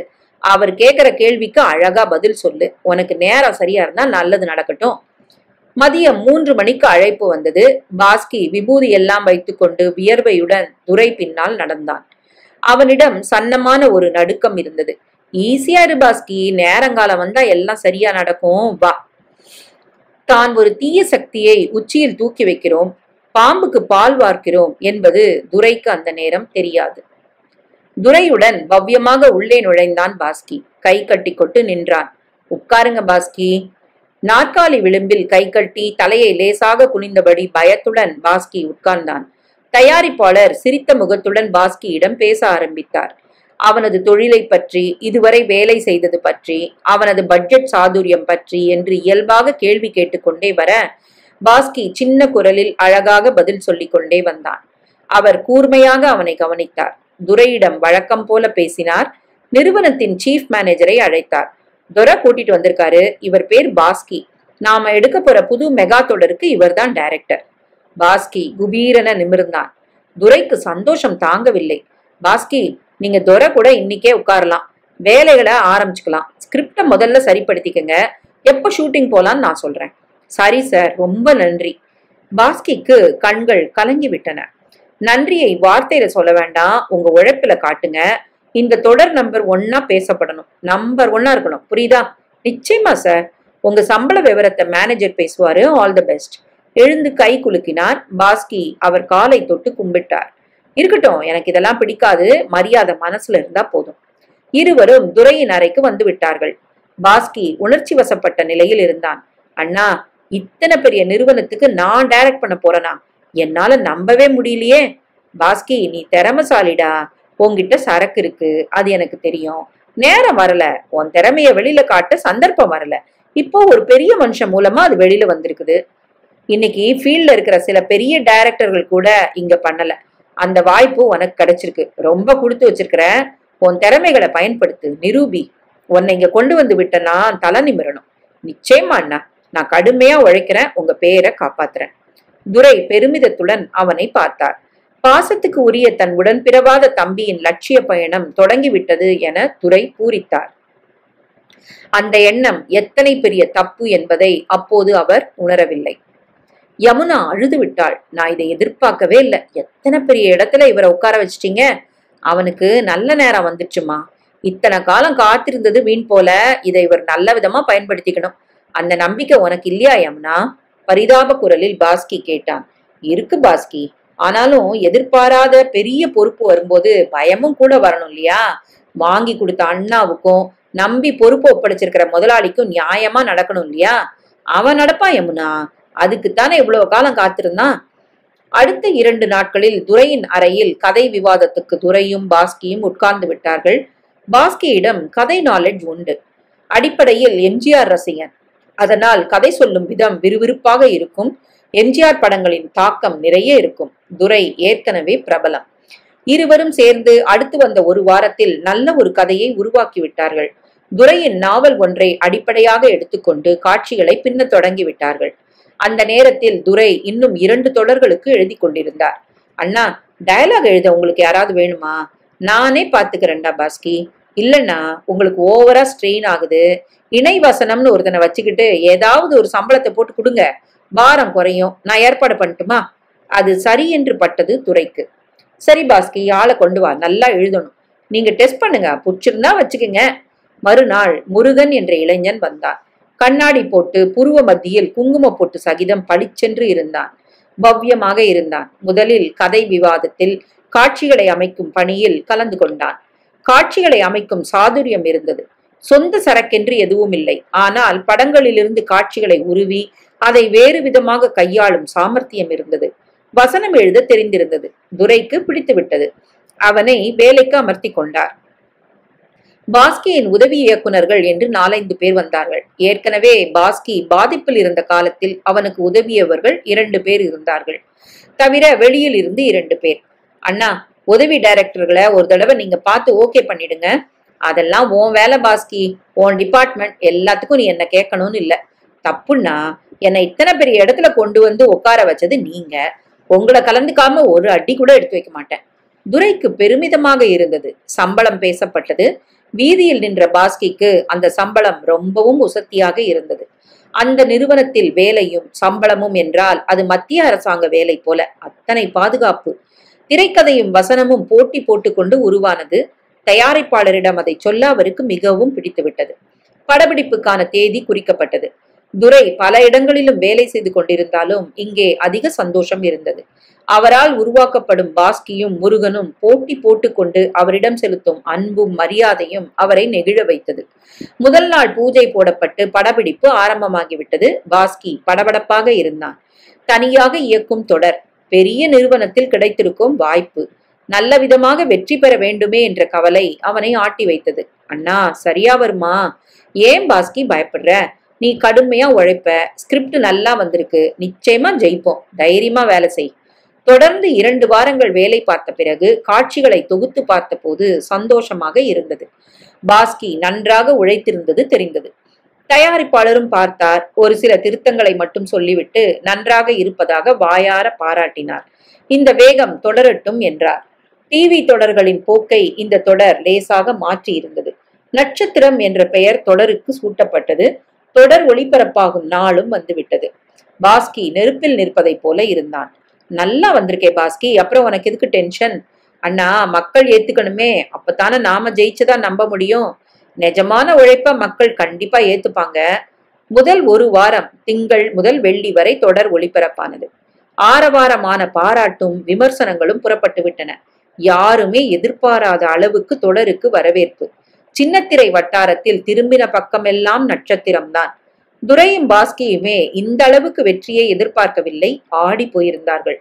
தயாரிப்பாளர் உற்சாகமாக இருந்தார். சேனலில் அதைவிட மகிழ்ச்சி. அந்த நேரத்தில் வெற்றிகரமாக ஓடிக்கொண்டிருந்த ஒன்றிரண்டு தொடர்களையும் கடந்து ஜெயிக்கும் நிலைக்கு நட்சத்திரம் முதல் வாரமே வந்துவிட சின்னத்திரை வட்டாரத்தில் ஒரு சலசலப்பே உண்டாகிவிட்டது. இந்த உற்சாகம் நன்றாக தொற்றிக்கொள்ள துரையும் பாஸ்கியும் முருகனும் அழகாக ஒரு மூவர் கூட்டணி போல அமைத்து பிரமாதப்படுத்த தொடங்கிவிட்டார்கள். 30 பகுதிகள் தொலைக்காட்சியில் ஒளிபரப்பை எட்டுவதற்குள் நட்சத்திரம் மற்ற எல்லா தொடர்களையும் பின்னுக்கு தள்ளி முதலிடத்தை பிடித்துவிட்டது. பெயர் பெற்ற சின்னத்திரை இயக்குநர்கள் 4-5 பேரின் வரிசைக்கு பாஸ்கியும் வந்துவிட்டான். துரைக்கு பெருமையாக இருந்தது. பாஸ்கி, இப்படித்தான் உன்னை பார்க்கணும்னு நான் நினைச்சேன். என் கனவு பலிச்சிருச்சு. நீ பெரிய உயரத்துக்கு வந்துட்ட. இந்த பேரை வச்சுட்டு நீ எங்கேயோ போயிருவ. எல்லாம் நீங்க போட்ட பிச்சைன்னா. முருகனும் நல்ல உழைப்பாளி. தெளிவாக வசனங்களை எழுதுவதிலாகட்டும் பணிவு பவ்யத்திலும் சரி துரையின் மனதில் நல்ல ஒரு இடத்தை பிடித்து விட்டான். அடுத்து வந்த நாட்களில் வெற்றி தந்த பூரிப்பில் துரை இருக்கும் போதுதான் அவர் எதிர்பாராத சம்பவங்கள் நடக்க ஆரம்பித்தன. துரை உட்கார்ந்து எழுதி கொண்டிருந்தார். முருகன் எதையோ விளக்க படப்பிடிப்பு தளத்துக்கு போயிருந்தான். ப்ரொடக்ஷன் மேனேஜர் உள்ளே நுழைந்து வணங்கினான். உட்காருங்க. என்ன? நான் சொன்னா நீங்க கோவப்படக்கூடாது. சொல்லுங்க. நம்ம நிறுவனத்துக்கு ஒரு மரியாதை இருக்குன்னு உங்களுக்கு தெரியும். விஷயத்த சொல்லுங்க. செட்டு கோவில் மாதிரி. இங்க கேமரா முன்னால நின்னுகிட்டு டைரக்டர் சிகரெட் பிடிக்கிறாரு. நம்ம நிறுவனத்துல யாரும் இந்த மாதிரி செஞ்சதில்ல. அது மட்டும் இல்ல, ராத்திரி 9 மணிக்கு படப்பிடிப்பு முடிஞ்சு புறப்படும் போது நேரா ஒயின் ஷாப் வாசல்ல நம்ம வண்டியை கொண்டு போய் டைரக்டர் நிறுத்துறாரு. நமக்கு இது அவமானம். துரை பேசவில்லை. தண்ணி அடிக்கிறது அவரோட சொந்த விஷயம். அத நம்ம கம்பெனி வண்டியில போய் இறங்கி ஏன் செய்யணும்? இதெல்லாம் முதலாளி காதுக்கு போகல. சரி, நான் பேசிக்கிறேன். தவிர செட்ல ரொம்ப கோவப்படுறாரு. வாய்க்கு வந்தபடி எல்லாரையும் திட்டுறாரு. அவர் திறமசாலிதான். பெரிய வெற்றிக்கு விதை போட்டிருக்கிறாரு. அதுக்காக இப்படியா நடக்கிறது? ஆட்டம் போட்டவங்க இந்த துறையில நிலைச்சு நின்னதா சரித்திரமே இல்லை. துரைக்கு சுருக்கென்று கோபம் வந்து விட்டது. சாபம் விடுறீங்களா? இல்ல சார். புதுசா ஒருத்தர் வந்து பெரிய வெற்றியை கொடுக்கும்போது அதை ஜீரணிக்க உங்க எல்லாருக்கும் முடியலையா? அப்படி இல்லை சார். எங்களை புரிஞ்சுக்கங்க. அவரை கொண்டு வந்தது நீங்க. உங்ககிட்ட நடக்கிறத சொல்றது கடமைன்னு நினைச்சேன். சொல்லிட்டேன். தப்பு இருந்தா மன்னிச்சிருங்க. துரை பேசவில்லை. அவர் இங்க வரும்போது இருந்த பவ்யம் வேற. இப்ப வெற்றி அவரை தலகீழா மாத்திருச்சு. அது உங்களுக்கே கொஞ்ச நாள்ல தெரியும். அவன் போய்விட்டான். உணவு இடைவேளையில் பாஸ்கி களைப்புடன் வந்தான். முகம் கழுவி கொண்டு வந்து உட்கார்ந்தான். துரை எதுவும் பேசாமல் சாப்பிட்டார் அவர்களுடன். பாஸ்கி ஒரு சிகரெட்டை பற்ற வைத்தான். பாஸ்கி, புகார்கள் நிறைய வருது. என்னன்னா, நான் அதை நம்பலங்கிறது வேற விஷயம். ஆனா என் காதுக்கு வந்ததை உங்ககிட்ட தெரிவிக்கணும் இல்லையா? சொல்லுங்கண்ணா. மேனேஜரின் குற்றச்சாட்டுகளை துரை சொல்லிக்கொண்டே வந்தார். முடித்தார். அண்ணா, கோவப்பட்டாதான் வேலை நடக்கும். இல்லைன்னா ஏறி மேய்ஞ்சிடுவானுங்க. செட்ல சிகரெட் பிடிச்சது நிஜம்தான். நான் பெரிய இடத்துல வேலை செய்யறது காரணமா இருந்தா கூட அவங்கள கேட்கணும்னா முடியாது. ஒயின் ஷாப் வாசல்ல வண்டி நின்னது நிஜம். படப்பிடிப்பு முடிஞ்ச அப்புறம் தானே தண்ணி போட்டேன். தப்பு பாஸ்கி. நமக்கு சோறு போடுற கம்பெனி. அவங்க மனசை பாதிக்கிற மாதிரி எதுவும் நடக்கக்கூடாது. இதெல்லாம் எனக்கு பிடிக்கல. வெற்றி எத்தனை சுலபமா வந்து சேராது. அதை தக்க வச்சுக்க உழைப்பு மட்டும் போதாது, நல்ல நடத்தையும் வேணும். நீ தெரிஞ்சு எந்த தப்பையும் செய்யல. ஆனா இனிமே ஜாக்கிரதையா நடந்துக்கோ. இங்க தோத்தவங்களை பத்தி யாரும் கவலைப்படுறது இல்ல. ஜெயிச்சவங்க ஒவ்வொரு நொடியும் கண்காணிக்கப்படுறாங்க. பாஸ்கி எதுவும் பேசவில்லை. என்ன, நான் சொல்றது சரியா படலையா? ஐயோ இல்லண்ணா, நான் இனிமே ஜாக்கிரதையா இருக்கிறேன். பாஸ்கி சிகரெட் பிடிக்க வெளியே வந்தான். முருகனும் எழுந்து கூடவே வந்தான். சார், அந்த மேனேஜர் வந்து துரசார்ட்ட போட்டார் பாத்தீங்களா? நான் இதை எதிர்பார்த்தேன். இனிமே ஜாக்கிரதையா இருக்கணும். அண்ணா கேள்வி கேட்கிற மாதிரி வச்சுக்க கூடாது. இந்த பாருங்க, அண்ணா அண்ணான்னு எத்தனை காலம் இவருக்கு அடிமையா இருக்க போறீங்க? என்னடா சொல்ற? அவருக்கு மரியாதை தர வேண்டியதுதான். அதுக்காக எல்லாத்துக்கும் அவரை கேட்கணுமா? முருகா, நீ தப்பா பேசுற. கஷ்டப்பட்ட காலத்துல எல்லாம் என்னை கை தூக்கி விட்டவர். இன்னைக்கு இவ்வளோ பெரிய கம்பெனில நான் வேலை பார்க்கறேன்னா காரணம் அவர் தான். இல்லைன்னு சொல்லல சார். அதுக்காக நீங்க தலையாட்டவும் ஒரு அளவு இருக்கு இல்லையா? டைரக்டர் நீங்க தானே. பெரிய வெற்றியை கொடுத்து நம்பர் 1ல தொடர நிறுத்தி வச்சிருக்கீங்களே. உங்க திறமை உங்களுக்கே தெரியல. பாஸ்கி எதுவும் பேசவில்லை. நீங்க நிமிர்ந்தாச்சு. இனிமே உங்களை தேடி வாய்ப்புகள் குவியும். ஆளாக்குன வருங்கிற காரணமா ஆசீர்வாதம் வாங்கிக்கலாம். அவரோட காலடியில காலமெல்லாம் இருக்க முடியுமா? பாஸ்கி புகையை விட துவங்கினான். உங்களை யாரும் டாமினேட் பண்ண விடாதீங்க. உதவி இயக்குனர் ஓடி வந்தான். Sir, ready. வந்துட்டேன். சிகரெட்டை காலடியில் போட்டு தேய்த்து விட்டு பாஸ்கி தளத்தை நோக்கி வேகமாக நடக்க தொடங்கினான். முருகன் உள்ளே வந்தான். முருகா, பாஸ்கி போயிட்டானா? போயிட்டார் சார். என்கிட்ட சொல்லிட்டு தானே போவான். முருகன் அருகில் வந்து உட்கார்ந்தான். குரலை தழைத்து கொண்டான். சார், நீங்க கோவப்படாதீங்க. என்ன விஷயம்? நீங்க கண்டிச்சது டைரக்டருக்கு பிடிக்கல சொன்னானா? இவர் கொண்டு வந்து விட்டுட்டாருன்னா காலம் முழுக்க இவருக்கு அடிமையா இருக்க முடியுமான்னு கேக்குறாரு. அப்படியா கேட்டான்? தயவு செஞ்சு அவர்கிட்ட இதை சொல்லிடாதீங்க, அப்புறம் என் மேல பகை வந்துடும். துரை பேசவில்லை. சார், டைரக்டர் கொஞ்சம் மாறி இருக்கிறாரு. இங்க வந்தப்போ இருந்த மாதிரி இப்ப இல்ல. வெற்றி அவரை லேசா திருப்பி இருக்கு. நீங்க எதுவும் சொல்லாதீங்க. முருகன் தன் இருப்பிடத்துக்கு போய் வசனங்களை எழுத துவங்கி விட்டான். துரை கண்களை மூடி சாய்ந்து உட்கார்ந்தார். பாஸ்கிக்கு நான் சொன்னது பிடிக்கலையா? இருக்காதே, பாஸ்கி அப்படிப்பட்டவன் இல்லையே. முன்கோபம் இருந்தாலும் என் சொல்ல எப்பவுமே மதிக்கவனாச்சே. அவசரப்படக்கூடாது. அவனும் ஒரு மனுஷன். உணர்ச்சி வசப்பட்டு சில சமயம் வார்த்தைகள்ல வரதுண்டு. அதை பெருசுபடுத்தக்கூடாது. இப்ப வரைக்கும் எனக்கு எதிரில நின்று கூட அவன் பேசினதில்ல. நான் அவசரப்படக்கூடாது. துரை எழுத ஆரம்பித்தார். சார், டைரக்டர் கொஞ்சம் மாறி இருக்கிறாரு. வெற்றி அவரை லேசா திருப்பி இருக்கு. இது நிஜமா? துரை சினிமா துறையில் இருந்தாலும் பாலிடிக்ஸ் தெரியாதவர். முதலாக ஒரு குழப்பமும் கலக்கமும் அடி நெஞ்சில் முகாமிட்டன. ஏற்கனவே இருந்த ஒரு உதவி இயக்குனருடன் தளத்தில் பிரச்சனையாகி அவனை உடனடியாக வீட்டுக்கு அனுப்பிவிட்டான் பாஸ்கி. புதிதாக ஒருத்தன் வந்து சேர்ந்தான். அவன் உலகமகா ஜால்ரா. வந்ததுமே தன்னை தக்க வைத்துக் கொள்ள வேண்டும் என்ற வெறியில் பாஸ்கிக்கு ஆவேசமாக ஜால்ரா போட துவங்கிவிட்டான். பாஸ்கி முன்பெல்லாம் தொழிலில் மட்டும்தான் கவனம் செலுத்துவான். குடிப்பழக்கம் ஒன்றுதான் மைனஸ். மற்றபடி பாஸ்கி சொக்கத்தங்கம். ஆனால் இப்போது நிலைமை மாறிவிட்டது. ஒரு பக்கம் முருகனும் அடுத்த பக்கம் புதிதாக சேர்ந்த ஜனாவும் சோப் போட்டு ஏற்றிவிட பாஸ்கிக்கு தலைகால் தெரியவில்லை. அதற்கு தகுந்த மாதிரி தொடரும் முதல் இடத்தில் நிலையாக நின்று சக்கை போட்டு கொண்டிருக்க பாஸ்கி தன்னை மிஞ்ச சின்னத்திரையில் யாவரும் இல்லை என்ற முடிவுக்கு வந்து விட்டான். அது அவனது நடவடிக்கையில் எதிரொலிக்க தொடங்கிவிட்டது. எந்த நிறுவனம் சோறு போடுகிறதோ அதை சேர்ந்த அத்தனை பேரையும் வாய்க்கு வந்தபடி விமர்சிக்க தொடங்கிவிட்டான். தான் ஆகாயத்திலிருந்து குதித்து வந்ததைப் போலவும் அவர்கள் சரியில்லை எனவும் பேச ஆரம்பித்தான். இதை துரை ஒரு நாள் நேரடியாகவே கேட்டுவிட்டார். தாழ முடியவில்லை. பாஸ்கி, நமக்கு இன்னைக்கு சோறு போடுறவங்க. தப்பா பேசாத. அண்ணா, யாரும் நமக்கு ஓசியில சோறு போடல, கடுமையா உழைக்கிறோம்ல. சரிப்பா, வாய்ப்பு அவங்க தானே தந்தாங்க. வெளியில நின்னப்போ வேற யாரும் கண்டுக்கலையே. இன்னைக்கு வெற்றி வந்தப்போ அவங்கள தூக்கி வீசக்கூடாதுல்ல.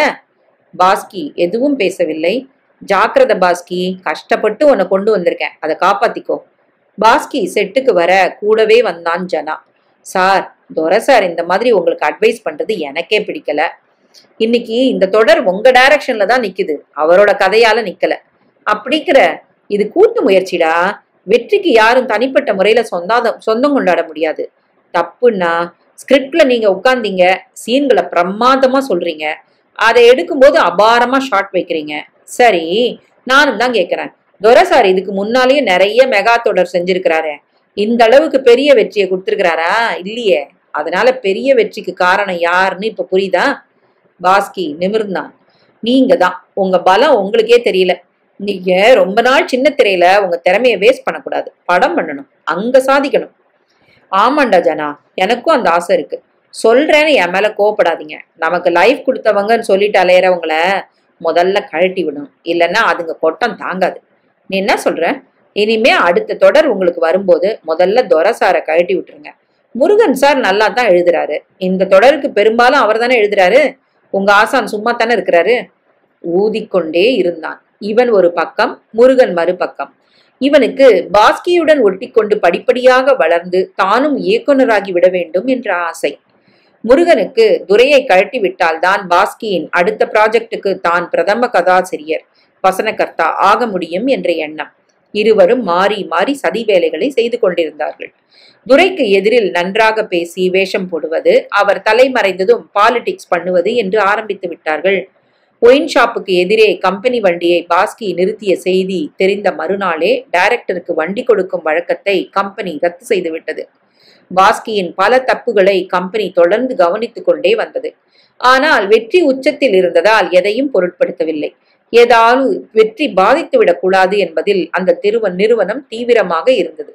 மேலும் 50 பகுதிகள் ஒளிபரப்பாகி ஊரெங்கும் நட்சத்திரம் பற்றியே பேச்சு. வெற்றி படியை விட்டு அது கொஞ்சம் கூட இறங்கவில்லை. இந்த நிலையில் தயாரிப்பாளர் ஒரு நாள் துரையை மேற்கொண்டு பண்ண போகும் கதையை விவாதிக்க அழைத்தார். துரை செய்து வைத்திருந்த கதையை அவருக்கு சொன்னார். தனது சில அபிப்பிராயங்களை மட்டும் துரைக்கு தந்தார் முதலாளி. துரை எழுந்தார். ஒரு நிமிஷம் துரை. என்ன சார், உங்களுக்கும் டைரக்டருக்கும் ஏதாவது பிரச்சனையா? இல்லையே சார், அப்படி எதுவும் இல்லையே. எதுவானாலும் என்கிட்ட நீங்க தயங்காம சொல்லலாம் சார். அவன் நான் உருவாக்குன பையன். எனக்கும் அவனுக்கும் ஒரு நாளும் பிரச்சனை வராது. யாரோ உங்களுக்கு தப்பா தகவல் கொடுத்துருக்குறாங்க. இல்ல துரை, பிரச்சனை இருக்கு. உங்க வரைக்கும் அது வராம இருக்கலாம். பாஸ்கி, அந்த முருகன், 2 பேரையும் நீங்க முழுசா நம்ப வேண்டாம். கொஞ்சம் எச்சரிக்கையா இருக்கிறது நல்லது. சரி சார், நான் சொன்னதுக்காக நீங்க வருத்தப்படாதீங்க. அவங்க 2 பேரும் பக்கா சினிமாக்காரங்க. உங்களுக்கு சினிமா தெரியல, ஜாக்கிரதை. துரை தன் அறைக்கு வந்தார். ஏன் சார் இப்படி சொல்றாரு? எனக்கும் பாஸ்கிக்கும் எந்த பிரச்சனையும் இல்லையே. நாங்க ஒற்றுமையா இருக்கிறத உடைக்க யாராவது சதி செய்யறாங்களா? பாஸ்கிட்டே கேட்டுடலாமா? அன்று மதிய உணவு இடைவேளைக்கு வழக்கம் போல் பாஸ்கி சாப்பிட வர துரை உடைத்து கேட்டு விட்டார். நமக்கு மத்தியில எந்த பிரச்சனையும் இல்லையேப்பா, ஏன் இப்படி ஒரு பூதம் கிளம்புது? இதுங்களுக்கு 2 பேர் ஒற்றுமையா இருந்தா பிடிக்காது, விடுங்கண்ணா. பாஸ்கி, உன் மனசுல என்னை பத்தி எந்த குறை இருந்தாலும் உடைச்சு பேசிரு. அதுல தப்பே இல்லை. நம்மளை யாரும் பிரிக்க நாம இடம் தரக்கூடாது. சரிண்ணா. கண்ணாடியை மூக்கில் அமர்த்தி கொண்டு முருகன் கீழ்கண்ணால் நோட்டம் விட்டான். வில்லனை வைத்துக்கொண்டே பேசுகிறோம் என்பதே துரைக்கு தெரியவில்லை. பாஸ்கி புறப்பட்டதும் முருகன் எழுந்து ஓடினான். இருவரையும் அளவுக்கு மீறி நம்பிக்கொண்டிருந்ததால் துரைக்கு உள்ளே உள்ள வஞ்சகமும் சதியும் பிடிபடவில்லை. இந்த நிலையில் அடுத்த 15 நாட்களில் தொடரில் லேசாக ஒரு சரிவு வந்தது. தயாரிப்பாளர் துரையை அழைத்து கேட்டார். துரை அதற்கான நியாயமான விளக்கத்தை கொடுத்துவிட்டு இனி எச்சரிக்கையாக இருக்கிறோம் என்ற பதிலை சொன்னார். இதை பாஸ்கியிடம் வந்து சொல்ல, போங்கண்ணா, லேசா சரிவு வரும்போது கூப்பிட்டு எச்சரிக்கை தெரியுது, பிரமாதமா ஜெயிக்கும் போது ஒரு நாள் கூட மனசார பாராட்ட தெரியலையே. அதையும் அவர் சொல்றார்டா, நீங்க விட்டு கொடுக்க மாட்டீங்க. பாஸ்கி, சரியும் போது எச்சரிக்கிறது அவங்க கடமை. ஜெயிக்கும் போது பாராட்டினா நமக்கு மண்டகனம் வந்துடக்கூடாது இல்லையா? அவங்க அனுபவப்பட்டவங்க, எல்லாம் புரியும்டா. பாஸ்கி வெளியே வர முருகன் ஓடி வந்தான். உங்களுக்கு மண்டகனம்னு குத்துறாரு பாத்தீங்களா? உங்க ஆசானுக்கு குசும்பு அதிகம். விடுறா, இவரை கூப்பிட்டு பேசுற முதலாளி உங்களை கூப்பிட்டு ஏன் பேசுறது இல்ல? நீங்க தானே டைரக்டர், டீமுக்கு கேப்டன். தயாரிப்பாளர் நல்லவர் தான். உங்களையும் அவரையும் நெருங்க விடாம துரைசார் தடுக்கிறாரு. தன்னாலதான் நீங்க நிக்கிறீங்கன்னு நினைப்பு. பாஸ்கியின் முகம் மாறியது. ஜனா வந்து விட்டான். அண்ணா, நீங்க தனிச்சு நின்னு துரைசார் இல்லாம ஜெயிச்சு காட்டணும். அவன் நெஞ்சுக்குள் 2 பேருமாக படிப்படியாக விஷத்தை ஏற்ற தொடங்கி இருந்தார்கள். தன்னை வாழ வைத்த மனிதரை விட இப்போது வந்தவர்கள் உசத்தியாகி விட்டார்கள்.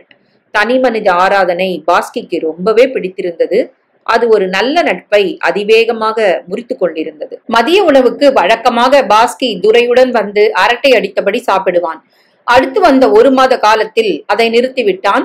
துரை பல நாள் காத்திருந்து அவன் வரமாட்டான் என்று தெரிந்த பிறகு சாப்பிடுவார். முருகனுக்கும் இணைவசனம் என்ற திமிர் உச்சந்தலைக்கு ஏறிவிட்டது. காலையில் படப்பிடிப்பு தொடங்கிய பிறகுதான் வசனங்களை எழுதவே உட்காருவான். அவனால் தாமதமாகும். வேலை நேரத்தில் சிரத்தையாக உட்கார்ந்து வேலை பார்க்காமல் வெளியே சுற்றுவான். முதலில் இதையெல்லாம் பொருட்படுத்தாமல் இருந்த துரைக்கு படிப்படியாக கோபம் வரத் தொடங்கிவிட்டது. ஞாயிறு தோறும் கதை விவாதம் பொறிபறக்கும். தொடருக்கு வெற்றியே அதனால்தான் வந்தது. பாஸ்கி அதில் கலந்து கொள்வதை நிறுத்திவிட்டான். முருகன் ஒப்புக்கு வந்து சீன் போடுவான். அதை துரை எடுத்து சொல்ல, இல்லாததும் பொல்லாததுமாக பாஸ்கியிடம் முருகனும் ஜனாவுமாக போட்டு கொடுக்க தொடங்கிவிட்டார்கள். பாஸ்கி பாதை மாற தொடங்கிவிட்டான் என்பது துரைக்கு படிப்படியாக தெரிய தொடங்கிவிட்டது. அவர் இருக்கும் அறைக்கு வருவதை குறைத்து கொள்ள தொடங்கினான். செல்போனில் துரை தொடர்பு கொண்டால் அதை அணைத்து விடுவான். இந்த நிலையில் 100 பகுதிக்கு மேல் தொடர் ஓடத் தொடங்க பாஸ்கிக்கு துணை இயக்கத்துக்கு ஒரு ஆள் தேவைப்பட்டது. 2 யூனிட்டாக வேலை செய்ய முடிவெடுத்தான். பழைய நண்பன் பாலமுருகனை அழைத்தான். பாலமுருகன் இணை இயக்கத்துக்கு ஒப்புக்கொண்டான். பாலமுருகன் ஏற்கனவே தொடர்களை இயக்கியவன் தான். வெற்றி தொடர்களை கொடுத்தவன். இப்போது ஃப்ரீயாக இருந்ததால் உடனே ஒப்புக்கொண்டான். துரையின் கதையையும் பாலமுருகன் 1 வருடத்துக்கு முன்னால் இயக்கியதுண்டு. அதனால் சந்தோஷமாக பொறுப்பை ஏற்றுக்கொண்டான். பாலமுருகன் கடுமையாக உழைப்பவன். பாலமுருகன் பணியாற்ற வந்ததை ஜனா ரசிக்கவில்லை. எப்படி பாலமுருகனை பாஸ்கியிடம் போட்டு கொடுத்து பிரிப்பது என்று யோசிக்க தொடங்கிவிட்டான். நட்சத்திரம் தொடர் பெரிய வெற்றியுடன் ஓடிக்கொண்டிருந்ததால் பாஸ்கிக்கு சின்னத்திரை உலகத்தில் ஒரு நல்ல இயக்குனர் என்ற பெயர் பரவலாக இருந்தது. வெளி கம்பெனிகளிலிருந்து அழைப்புகள் வர தொடங்கிவிட்டன. இது பாதியில் இருந்ததால் இதை முடிக்காமல் எங்கும் போகக்கூடாது என்ற நிலை. தவிர ஓரிரு பட வாய்ப்புகளும் வரும் நிலையில் இருந்தது. கூட இருந்த ஜனா ஏற்றிக்கொண்டே இருந்தான். இந்த தொடருக்கு அப்புறமா உங்களை தொடர் பண்ண நான் விட மாட்டேன். கண்டிப்பா படம் தான்.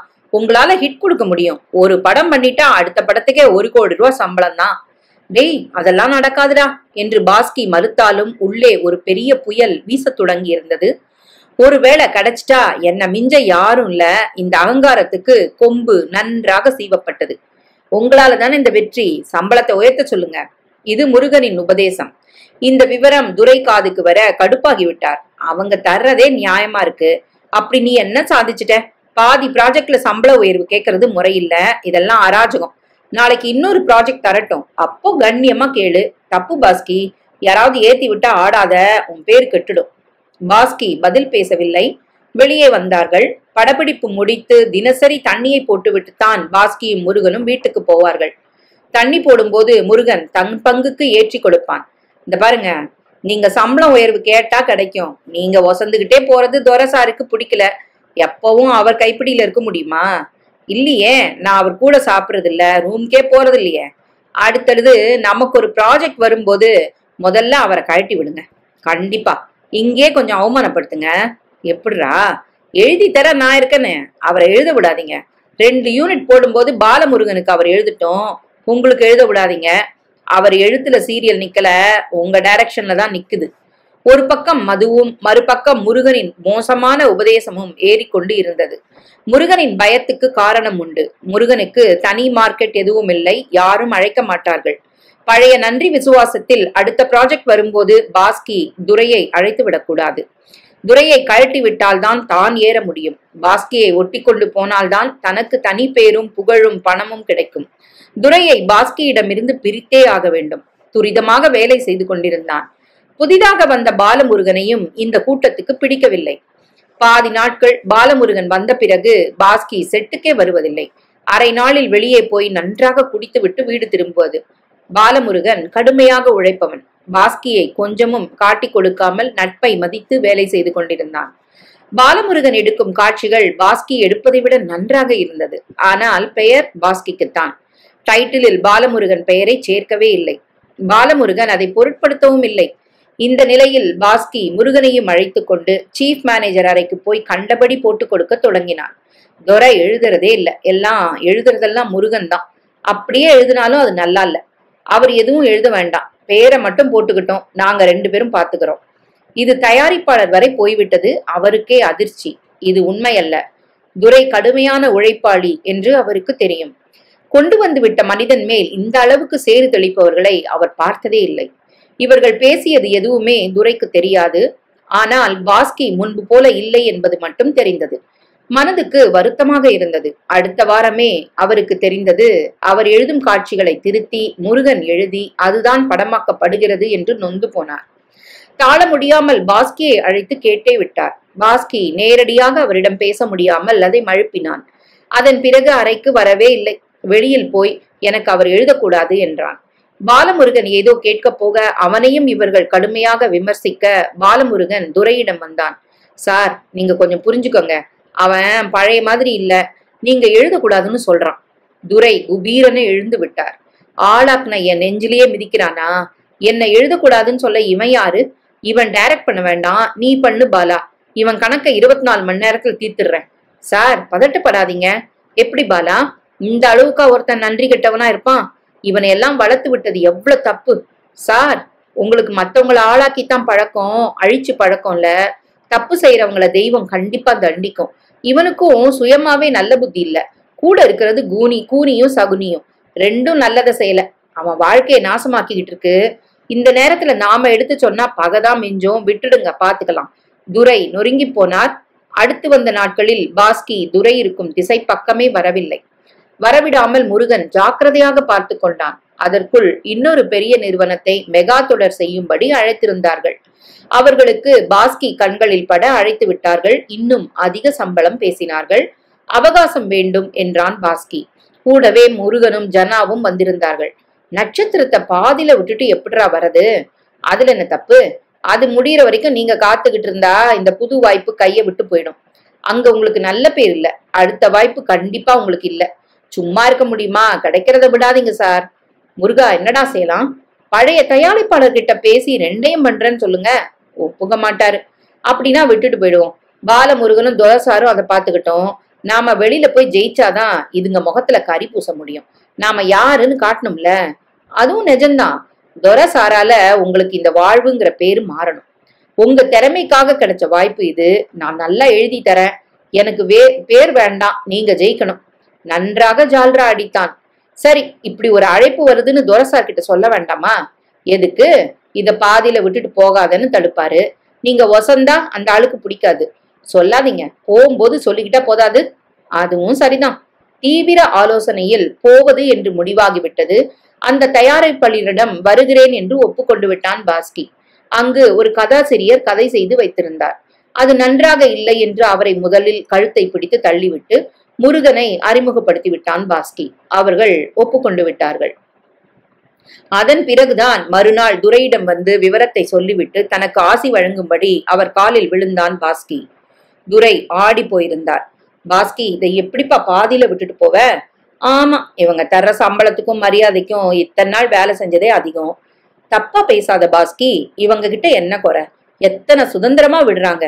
நீ புது ஆளா இருந்தும் என் ஒருத்த வார்த்தைக்காக உனக்கு வாய்ப்பு கொடுத்தாங்க. நல்லா தான் சம்பளம் தராங்க. என்ன குறை? பாதியில விட்டுட்டு போறது நியாயம் இல்ல பாஸ்கி, அது நன்றி கெட்டத்தனம். போங்கண்ணா, நன்றிய பத்தி பேசிட்டு இருந்தா வாழ்க்கையில முன்னேற முடியாது, புரியுதா? என்னப்பா பேசுற நீ? உன்னை வாழ வச்ச பெரியவங்க எல்லாரும் பைத்தியக்காரங்களா? எனக்கு உன் முடிவை ரசிக்க முடியல பாஸ்கி. மறுபரிசீலனை பண்ணு. பாஸ்கி பதில் பேசாமல் வெளியே வந்து விட்டான். முருகன் பின்னாலேயே ஓடி வந்தான். பாத்தீங்களா, அவரால தாங்கிக்க முடியல. நீங்க வர்றது அவருக்கு பிடிக்காது. உங்களை தடுத்து நிறுத்த பாக்குறாரு. அசைஞ்சு கொடுத்துறாதீங்க. மாறி மாறி முருகனும் ஜனாவும் போட பாஸ்கி சுத்தமாக திரும்பி விட்டான். அதற்குள் முதலாளியிடமிருந்து துரைக்கு அழைப்பு வந்தது. துரை போனார். முதலாளி காதுக்கும் இந்த தகவல் போனதால் நேரடியாக கேட்டே விட்டார். நான் தடுத்தேன் சார், கேட்கல. எதுக்கு தடுக்கிறீங்க? போட்டும், விட்டுருங்க. யாராலையும் இந்த நிறுவனம் வளரல. மத்தவங்களை வளர்த்து விட்டு தான் எங்களுக்கு பழக்கம். ஆரம்பத்திலேயே உங்களை எச்சரிச்சேன், நீங்க புரிஞ்சுக்கல. இப்ப புரிஞ்சு போச்சா? என்ன மன்னிச்சிருங்க சார். என் சொல்ல மதிச்சு ஒரு வெறும்பயல நீங்க டைரக்டர் ஆக்குனீங்க. கால் ஊன்றதுக்குள்ள அவன் புத்திய காட்டிட்டான் பாருங்க. உங்க முன்னால நான் தலகுனிஞ்சு நிக்கிறேன். எதுக்கு துரை? நீங்க ஏன் தலகுனியணும்? நீங்க எந்த தப்பு செய்யல. நன்றி மறக்கிற கூட்டத்தை நாங்க நிறைய பார்த்துட்டோம். உங்களுக்கு பழக்கம் இல்ல, விட்டுருங்க. நான் கூப்பிட்டு பேசி இன்னைக்கே கணத்துக்கு தீர்த்துடுறேன். அதன்படியே செய்து விட்டார். அவர்கள் நினைத்தால் பாஸ்கியை வாழ விடாமலும் செய்ய முடியும். ஆனால் அடுத்தவர்களை அழித்து அவர்களுக்கு பழக்கம் இல்லை. அதனால்தான் 50 ஆண்டுகள் கடந்தும் அவர்கள் அழியவில்லை. பாஸ்கியின் குழுவினர் அவனுடன் புறப்பட்டு விட்டார்கள். பாஸ்கி துரையிடம் திரும்பவும் ஒரு நாடகத்தை அரங்கேற்றி விட்டு புறப்பட்டான். முருகன் அதைவிட. துரைக்கு அருவருப்பாக இருந்தது. பாலமுருகன் முழு பொறுப்பையும் ஏற்றுக்கொண்டு பணிபுரிய ஆரம்பித்தான். புதிய தொடருக்கான பூஜை போடும் நாள் குறிக்கப்பட்டது. பாஸ்கி மரியாதை நிமித்தம் துரையை அழைத்தான். அது கூட மற்றவர்களுக்கு முன்னால் போடும் வேஷம்தான். துரை போகவே இல்லை. பாலமுருகனிடம் வருத்தப்பட்டார். விடுங்க சார், காலம் எல்லாருக்கும் பாடம் கத்து கொடுக்கும். உங்களுக்குன்னு ஒரு மரியாதை இந்த சமூகத்துல எப்பவும் உண்டு. வேலையை பாருங்க. புதிய தயாரிப்பாளரிடம் போய் இருவரும் சவடால் அடித்தார்கள். நட்சத்திரம் தொடரின் இத்தனை பெரிய வெற்றிக்கு நாங்கள் இருவரும் தான் காரணம். துரைக்கு வெரைட்டியாக கதைகள் பண்ண தெரியாது, ஒரே மாதிரி இருக்கும் என்றெல்லாம் பலவித விமர்சனங்கள். படப்பிடிப்பு ஆரம்பமாகி நடக்கத் தொடங்கியது. வழக்கம் போல இரவு குடித்து விட்டு வரும் பாஸ்கி ஒரு நாள் துரையை திட்டிக் கொண்டிருந்தான். யமுனாவுக்கு வேதனையாக இருந்தது. ஆளாக்கி வாழ்வு கொடுத்த மனிதனை இப்படி விமர்சிக்கிறானே, இது அடுக்குமா? தெய்வத்துக்கு கூட இது பொறுக்காது என்று வேதனைப்பட்டாள். ஆனால் சொல்ல முடியாது.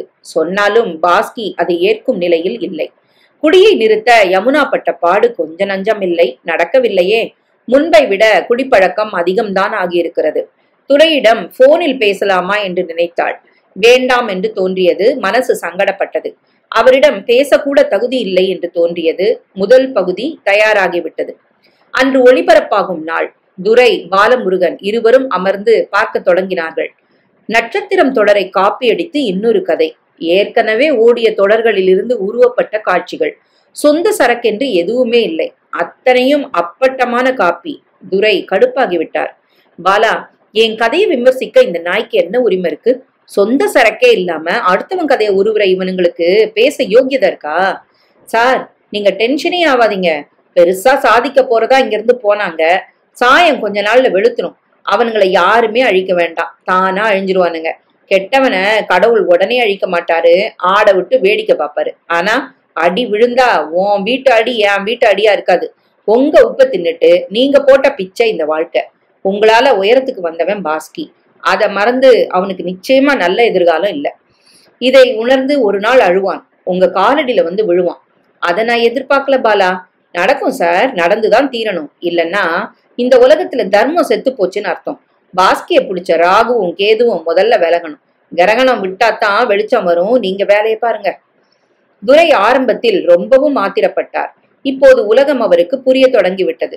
நன்றிக்கு இங்கே இடமே இல்லை. வளர்த்தவனுக்குத்தான் உத. அடி நெஞ்சில இருக்கிற இறக்கம், நட்பு, பாசம் எல்லாம் போயிட்டுது. துரை ஒரு மாதிரி இறுகி விட்டார். இனி யாருக்கும் நல்லதை செய்யக்கூடாது என்று தீர்மானித்தே விட்டார். அந்த அளவுக்கு பாஸ்கி அவருக்கு பாடம் கற்றுக் கொடுத்து விட்டான். 1 மாத காலம் ஓடிவிட்டது. பாஸ்கியின் புதிய தொடர் மிக மோசமாக தோல்வியை தழுவி கொண்டிருந்தது. அந்த தயாரிப்பாளர் வர்த்தகத்தில் புலி, புத்திசாலி, நல்ல மனிதர்.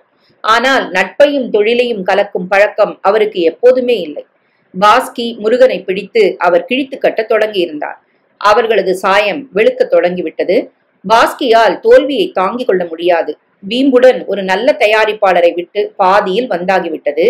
ஆளாக்கிய மனிதரை பகைத்து கொண்டாகிவிட்டது. உதவ வந்த நண்பன் பாலமுருகனை உதறியாகிவிட்டது. என்ன பாக்கி? ஏற்கனவே நட்சத்திரம் வெற்றியால் ஆணவம் தலைக்கேறி இருந்தது. குணம் முழுமையாக கெட்டு கிடந்தது. இப்போது இந்த தோல்வி பாஸ்கியை நல்ல பாதைக்கு கொண்டு வரவில்லை, இன்னும் சரிவில் தள்ளி கொண்டிருந்தது. ஜனாவிடம் படப்பிடிப்பை ஒப்படைத்துவிட்டு பகலில் குளிக்க ஆரம்பித்தான் பாஸ்கி. இது அந்த தயாரிப்பு நிறுவனத்தின் காதுக்கு எட்டிவிட்டது. முக்கியமான ஒரு விவாதத்துக்கு ஒரு நாள் தயாரிப்பாளர் பாஸ்கியை அழைக்க வர மறுத்து விட்டான் பாஸ்கி. அவர் இளைஞர். இது லேசாக அவரை சீண்டிவிட்டது. பாஸ்கி மேலுள்ள வெறுப்பு அதிகமாக தொடங்கியது. நட்சத்திரம் வெற்றி பாஸ்கியை அகங்காரத்தின் எல்லைக்கே கொண்டு போனது. ஆனால் நாடோடிகள் தொடரின் படு தோல்வி பாஸ்கியை வேறு மாதிரி ஆக்கிவிட்டது. அந்த ஞாயிறு படப்பிடிப்பு இல்லை. பாஸ்கி தாமதமாக எழுந்து குளித்தான். யமுனா காய்கறி வாங்க புறப்பட்டாள். பாஸ்கி தண்ணி அடிக்க தயாராகி கொண்டிருந்தான். என்னங்க, ஞாயிற்றுக்கிழமை வீட்டுல இருக்கீங்க, குடிக்காம இந்த ஒரு நாளாவது இருக்கக்கூடாதா? எல்லா நாளும் ஷூட்டிங், இந்த ஒரு நாள் தான் ஓய்வு, நிதானமா தண்ணி அடிக்கலாம் யமுனா. அவள் வெறுப்புடன் வெளியே வந்தாள். காய்கறி மார்க்கெட்டில் துரையை பார்த்தாள். யமுனா, நல்லா இருக்கிறியா? யமுனா எதுவும் பேசாமல் அவரை பார்த்தாள். ஏம்மா, நீ கூட ஒரு போன் பண்ணக்கூடாது? உன்னையும் தடுத்து வச்சிருக்கானா? ஐயோ இல்ல சார், எனக்கு ரொம்ப சங்கடமா இருக்கு சார். எந்த முகத்தை வச்சுக்கிட்டு நான் போன் பண்ணுவேன்? ஏம்மா, உலகத்துல உப்பு போட்டு சோறு தின்ற எல்லாருக்கும் நன்றி உணர்ச்சி ரொம்ப முக்கியம். எந்த நிலைமையில அவர் இருந்தாரு? ஒவ்வொரு தடவையும் அவர் விழுந்து கிடந்தப்பெல்லாம் தாங்கி பிடிச்சவர் நீங்க. அவருக்காக நீங்க செலவழிச்ச பணம் கொஞ்சம் இல்ல. ஆனா கொஞ்சம் ஜெயிச்சதும் நன்றி மறந்துட்டாரு. நேத்திக்கு வந்த முருகனும் ஜனாவும் வசதி ஆயிட்டாங்க. இது என்ன கொடுமை சார்? அந்த அம்மா உலகம். அந்த நன்றி கெட்ட தனத்துக்கு தான் புது தொடர் இப்படி தோத்துக்கிட்டு வருது. இவரோட திறமைக்காக வந்த தொடர்னு ஜால்ராக்கள் கூவுதே, ஏன் ஜெயிக்கல? நல்லா தோக்கணும் சார். இந்த தோல்வி அவர் அதல பாதாளத்துல தள்ளி விடணும். ஐயோ அப்படி பேசாதம்மா, அவன் ஓன் புருஷன். அவனுக்கு ஒரு சரிவுன்னா அது உனக்கும் தான்.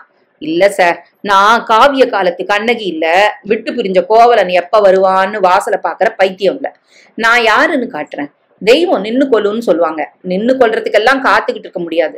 தப்புக்கு உடனடியா தண்டனை கிடைச்சாகணும். அதுதான் நியாயம். துரை ஆடி போனார். சாரி சார், எதோ பேசிட்டேன். நான் இப்பவும் உங்க சகோதரி தான். யாருக்காகவும் என்ன வெறுத்துறாதீங்க சார். இல்லம்மா, ஆனா சரிஞ்சிட்டு மறுபடியும் வெக்கங்கட்டு வந்தா பாஸ்கியை உள்ள விடாதீங்க. மன்னிக்கிறது தேவகுணம்தான், ஆனா அது அவசியம் இல்ல, புரியுதா? அவள் புறப்பட்டு போய்விட்டாள். துரை ஆச்சரியப்பட்டார். எப்பேற்பட்ட மனைவி யமுனா! இப்படி ஒரு மனைவியுடன் பாஸ்கிக்கு ஏன் நல்லபடியாக வாழ தெரியவில்லை? யமுனா காய்கறியுடன் வீட்டுக்கு வர 3வது ரவுண்டில் இருந்தான் பாஸ்கி. யமுனா அருகில் வந்தாள். இந்த பாருங்க பாஸ்கி, சாப்பிட்டுட்டு நீங்க வெளியில போறீங்களா? இல்ல, இன்னைக்கு பூரா வீட்டுல தான். என் ஃப்ரெண்ட்ஸ் வராங்க. இந்த நிலைமையில உங்களை அவங்க பார்த்தா எனக்கு கேவலம். அதனால நீங்க வெளியில போயிட்டு ராத்திரி வாங்க. என்னடி பேசுற? இது ஏன் வீடு? என்னைய விரட்டுறியா? இந்த பாருங்க பாஸ்கி, இது நம்ம வீடு. நீங்க எதுவும் இல்லாம நின்ன காலத்துல நான் புடிச்ச வீடு. இதுக்கு முன்பணம் கட்டினது நான். இந்த வீட்டுக்கு தேவையான பொருட்களை வாங்கினதும் நான். இப்பவும் இந்த வீட்டு வாடகைய என் சம்பளத்துலதான் கட்டிட்டு வரேன். இங்க எனக்குன்னு ஒரு கௌரவம் இருக்கு, புரியுதா? பாஸ்கி ஏற்கனவே முன்கோபக்காரன். தடாலென எழுந்து விட்டான். என்னடி பேசுற? என்னடி பிஸ்தா பணம் உன்னோடது? 1 வருஷத்துக்கு மேல நட்சத்திரத்துல சம்பாதிச்ச பணம் எங்கடி? இப்ப நாடோடிகள்ல சம்பாதிக்கிற பணம் எங்க? என் செலவு போக எல்லாத்தையும் உன்கிட்ட தானே கொண்டு வந்து தரேன். யமுனா சூடாகி விட்டாள்.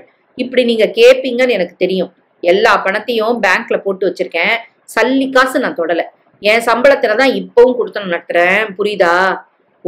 ஓன் வீடு ஓன் சம்பளமா? அவ்வளவு திமிரா உனக்கு?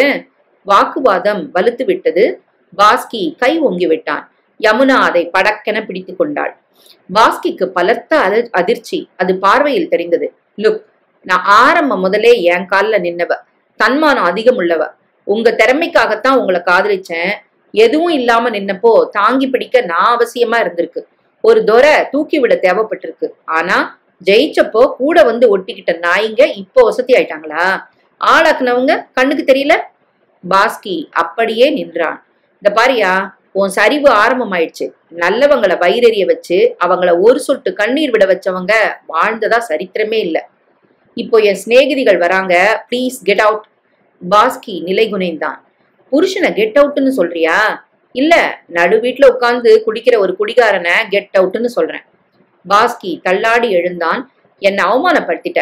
இதை நான் மறக்க மாட்டேன். சும்மாவும் இருக்க மாட்டேன். நீ தினமும் 4 பேரை அவமானப்படுத்துறியே, இப்போ புரியுதா அந்த வலி? பாஸ்கி எழுந்தான். கொஞ்சம் பணத்தை எடுத்துக்கொண்டான். அவளை முறைத்து விட்டு வேகமாக வெளியே வந்தான். எங்கே போவதென்று தெரியவில்லை. முருகனின் ஞாபகம் வந்தது. வலது கை அவன்தானே. முருகன் வீட்டுக்கு ஒரு ஆட்டோவை வைத்துக் கொண்டு புறப்பட்டான். வாசலில் முருகன் யாரிடமோ பேசிக் கொண்டிருக்க ஆட்டோ வந்து நின்றது. பாஸ்கி இறங்கினான். என்னன்னா, தண்ணி போட்டு வெளியில வந்துட்டீங்களா? வாசல்ல நின்னு பேசாதரா, உள்ள வா. வேணாண்ணா, என் மாமனார் மாமியார் உள்ள இருக்கிறாங்க, அசிங்கமாயிடும். நாளைக்கு நான் அவங்க முன்னால அசிங்கப்பட்டுருவேன். நீங்க வீட்டுக்கே போங்க. பாஸ்கி சூடாகி விட்டான். விரட்டுறியாடா? சாரிண்ணா, நான் உங்களையே நம்பிக்கிட்டு இருக்க முடியுமா? என் குடும்பத்தையும் பார்க்கணும் இல்லையா? போங்க. நேராக ஆட்டோவை ஜனாவின் இருப்பிடத்துக்கு விட சொன்னான். ஒரு பேச்சுலர் மேன்ஷனில் ஜனா மற்ற தோழர்களுடன் இருக்கிறான். பாஸ்கி ஆட்டோவை விட்டு இறங்கி உள்ளே வந்தான். ஜனா அரை தோழனுடன் பேசிக் கொண்டிருந்தான். இப்ப நீயும் டைரக்ட் பண்றியா? நான் தான் பண்றேன். எங்க டைரக்டர் எந்த நேரமும் தண்டில தான் இருக்காரு. நான் மட்டும் இல்லைன்னா அவர் நாரி போயிடுவாரு. இப்பவே அந்த ஆள் குடிகாரன்னு ஊரெல்லாம் பேசுது. உண்மைதான், குடிகாரன் தான். அதுல என்ன சந்தேகம்? அந்த ஆளை நம்பிலாம் பொழப்பு நடத்த முடியாது. பாஸ்கி பலத்த அதிர்ச்சிக்கு ஆளானான். போதை தெளிந்தே விட்டது. அடப்பாவி, என்னோட இருந்துகிட்டு என்ன பத்தியே தப்பான விமர்சனமா? அங்கே பாஸ்கி எதுவும் பேசவில்லை. நேராக ஆட்டோவுக்கு வந்தான். ஏறினான். கடற்கரைக்கு விட சொன்னான். ஆட்டோவை அனுப்பிவிட்டு மணல் பகுதிக்கு வந்தான். மழை மூட்டமாக இருந்ததால் வெயிலே இல்லை. ஓரிரு தூறல்கள் கூட இருந்தது. மல்லாந்து படுத்து விட்டான். துரோகிகளை பக்கத்துல வச்சுக்க கூடாது. ஒரே நேரத்தில் யமுனா, முருகன், ஜனா 3 பேரின் சாயமும் வெளுத்து விட்டதே. இதை விடக்கூடாது. நான் யாரென்று காட்டுகிறேன். மாலை வரை அங்கு கிடந்தான். இரவு 8:30க்கு வீடு திரும்பினான். யமுனா டிவி பார்த்து கொண்டிருந்தாள். பாஸ்கியை அவள் கண்டுகொள்ளவே இல்லை. பாஸ்கி மொட்டை மாடிக்கு ஒரு பெட்ஷீட் தலகாணியோடு வந்து விட்டான். இரவு 12 மணி வரை பாஸ்கி உறங்கவே இல்லை. மறுநாள் தாமதமாக எழுந்தான். குளித்து முடிக்க 10:30. ஜனா படப்பிடிப்பை நடத்தி கொண்டிருப்பான் என்ற தைரியம். படப்பிடிப்பு நடக்கும் இடத்துக்கு ஆட்டோவில் வந்து இறங்கினான். தயாரிப்பாளரின் கார் அங்கே என்றைக்கும் இல்லாமல் நின்றது. பாஸ்கி ஆடி போனான். வேகமாக உள்ளே வந்தான். ஜனா படப்பிடிப்பை நடத்தி கொண்டிருந்தான். சற்று தள்ளி அந்த கதையின் ஹீரோவுடன் தயாரிப்பாளர் பேசிக் கொண்டிருந்தார். குட் மார்னிங் சார், பாஸ்கி சொல்ல அவர் திரும்பி பார்த்தார். முகத்தில் சிரிப்பு கூட இல்லை. கண்டு கொள்ளாமல் கதாநாயகனுடன் பேச பாஸ்கிக்கு பெருத்த அவமானமாகிவிட்டது. ஒரு டைரக்டர் வணக்கம் தெரிவித்தும் கண்டுகொள்ளாவிட்டால் அதைவிட பெரிய அவமானம் என்ன இருக்கிறது? நேராக உள்ளே வந்தான். மானிட்டர் முன்பு ஜனா உட்கார்ந்திருந்தான். ஜனா, அவன் திரும்பி பார்த்தான். எழக்கூட இல்லை. இருங்க, இந்த ஷாட்டை முடிச்சுட்டு வரேன். என்னடா பேசுற? நீ டைரக்டரா இல்ல நான் டைரக்டரா?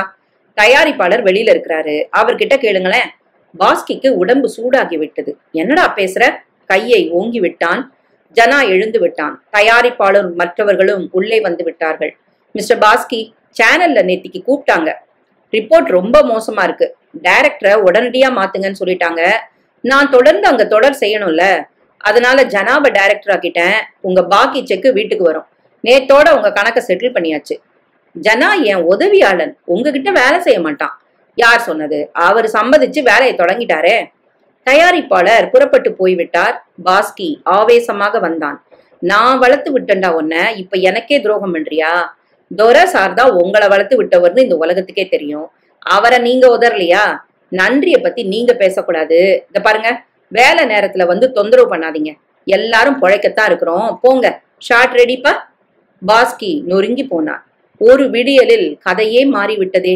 வெளியே வந்தான் முருகன். உள்ளே வந்து கொண்டிருந்தான். முருகா, இந்த அக்கிரமத்தை பாருடா.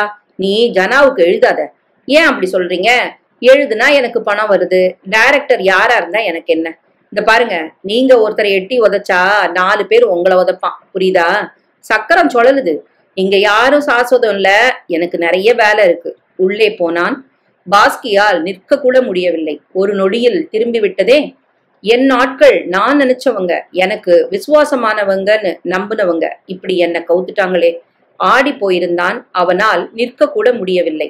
எங்கு போவது என்றே தெரியவில்லை. ஒரு நொடி உலகமே இருண்டு கிடந்தது. நேற்று வரை நிற்க நேரமில்லாமல் பம்பரமாக சுழன்று கொண்டிருந்தவனுக்கு நொடியில் சகலமும் பூஜ்யமாகி விட்டதே. நேராக ஒயின் ஷாப்புக்கு வந்து வழக்கம் போல ஏற்றி கொண்டான். அழுகை பீரிட்டது. சட்டென பாலமுருகனின் ஞாபகம் வந்தது. நட்சத்திரத்தில் அவனுக்கு 2வது யூனிட் இயக்குனராக பணியாற்றிவிட்டு இன்று வெற்றி பெற்றுக் கொண்டிருக்கும் பாலமுருகன் நேராக நடந்தான். படப்பிடிப்பு நடக்கும் இடத்துக்கு வந்து விட்டான். பாலமுருகன் பம்பரமாக சுழன்று படத்தை இயக்கி கொண்டிருந்தான். பாலா, அடடா பாஸ்கியா, வா வா. என்ன இங்க, இன்னைக்கு உனக்கு ஷூட்டிங் இல்லையா? இனிமே என்னைக்குமே இல்ல பாலா. கொஞ்சம் இரு, இந்த ஷாட்டை முடிச்சுட்டு வந்துடுறேன். அதை முடித்து விட்டு வந்தான் பாலமுருகன். குடித்திருந்தாலும் பாஸ்கி நிதானத்தில் இருந்தான். பாலமுருகனிடம் நடந்ததை சொல்லி குமுறினான். பாலா எதுவும் பேசவில்லை. பாலா, நான் இப்ப வேலை இல்லாம இருக்கேன். பாதியில விட்டுட்டு போனேன். நீ தூக்கி நிறுத்திட்ட. சரி, பழச விடு. இனிமே உன் கூட சேர்ந்து நான் ஒர்க் பண்றேன். எப்படி பாஸ்கி முடியும்? ஏன் பாலா, ஒரு சமயத்துல நான் முக்கிய டைரக்டரா இருக்கும்போது உன்னை சேர்த்துக்கலையா? இப்ப என்ன நீ சேர்த்துக்க கூடாதா? நன்றி மறந்துட்டியா பாலா? பாலமுருகனுக்கு சுருக்கென ஏறி விட்டது. நன்றிய பத்தி நீ பேசலாமா பாஸ்கி? பாலா, அன்னைக்கு கூட வேலை செய்ய நீ கூப்பிட்டு தான் நான் வந்தேன். நானா வாய்ப்பு தேடி வந்து உன் வாசல்ல நிக்கல பாஸ்கி. அத நான் மறுக்கல பாலா. என்னமோ சோத்துக்கு செத்து உன் வாசல்ல வந்து நான் நின்னா மாதிரி பேசுறியே. நீ பல நாட்கள் இங்க வேலை செய்யாம தண்ணிய போட்டுட்டு வீட்டுக்கு போயிடுவ. உன்னை விட்டு கொடுக்காம நான் தான் உழைச்சேன். நன்றிய பத்தி யார் பேசினாலும் நீ பேசக்கூடாது பாஸ்கி. பிச்சைக்கார மாதிரி நீ அலைஞ்சப்போ துரைசார் எப்படி தாங்கி இருக்கிறார் உன்னை?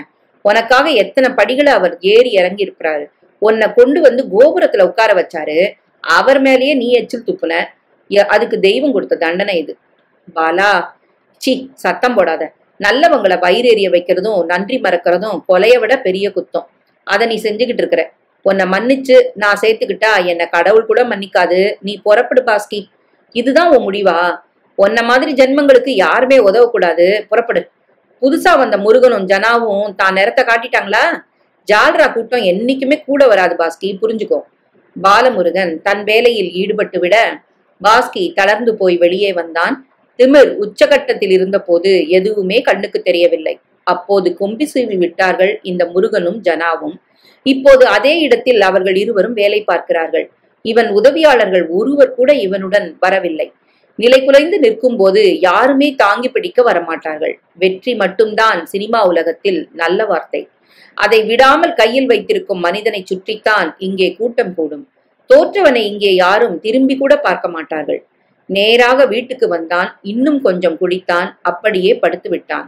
மாலை யமுனா வேலை முடிந்து வீடு திரும்பினாள். பாஸ்கி எழுந்து குளித்தான். யமுனா எதுவும் பேசாமல் வேலைகளை செய்ய தொடங்கினாள். அருகில் வந்தான். யமுனா, நட்சத்திரம் நாடோடிகள் ரெண்டுமா சேர்ந்து இதுவரைக்கும் சம்பாதிச்ச பணம் எவ்வளவு இருக்கு? எதுக்கு சொல்ல? எதுவுமே இல்ல. என்ன சொல்ற யமுனா? போன வாரம் தான் மகாபலிபுரம் பக்கத்துல ஒரு நிலம் வந்ததுன்னு வாங்கி போட்டேன். பணம் பேங்க்ல இருக்குன்னு கோவமா சொன்னேன். இல்ல, நீங்க குடிச்சே அழிச்சிருவீங்கன்னு ரொக்கமா வச்சுக்க நான் விரும்பல.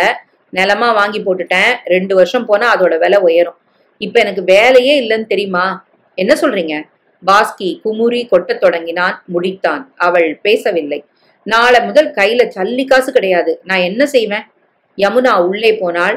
நிலப்பத்திரத்தை எடுத்து வந்து அவன் முகத்தில் வீசி எறிந்தாள். உங்களோட தான், உங்க பேர்ல தான் பதிவு பண்ணிருக்கிறேன். வித்து பணத்தை எடுத்துக்கங்க. வேகமாக உள்ளே போனாள். துணிமணிகளை ஒரு பெட்டியில் அடைத்து கொண்டாள். வெளியே வந்தாள். எங்க போற? என் சிநேகிதி வீட்டுக்கு. கொஞ்ச நாளைக்கு அங்கதான் இருக்க போறேன். எதுக்கு? வேலையும் இல்லைன்னா 24 மணி நேரமும் குடிச்சுக்கிட்டு இருப்பீங்க.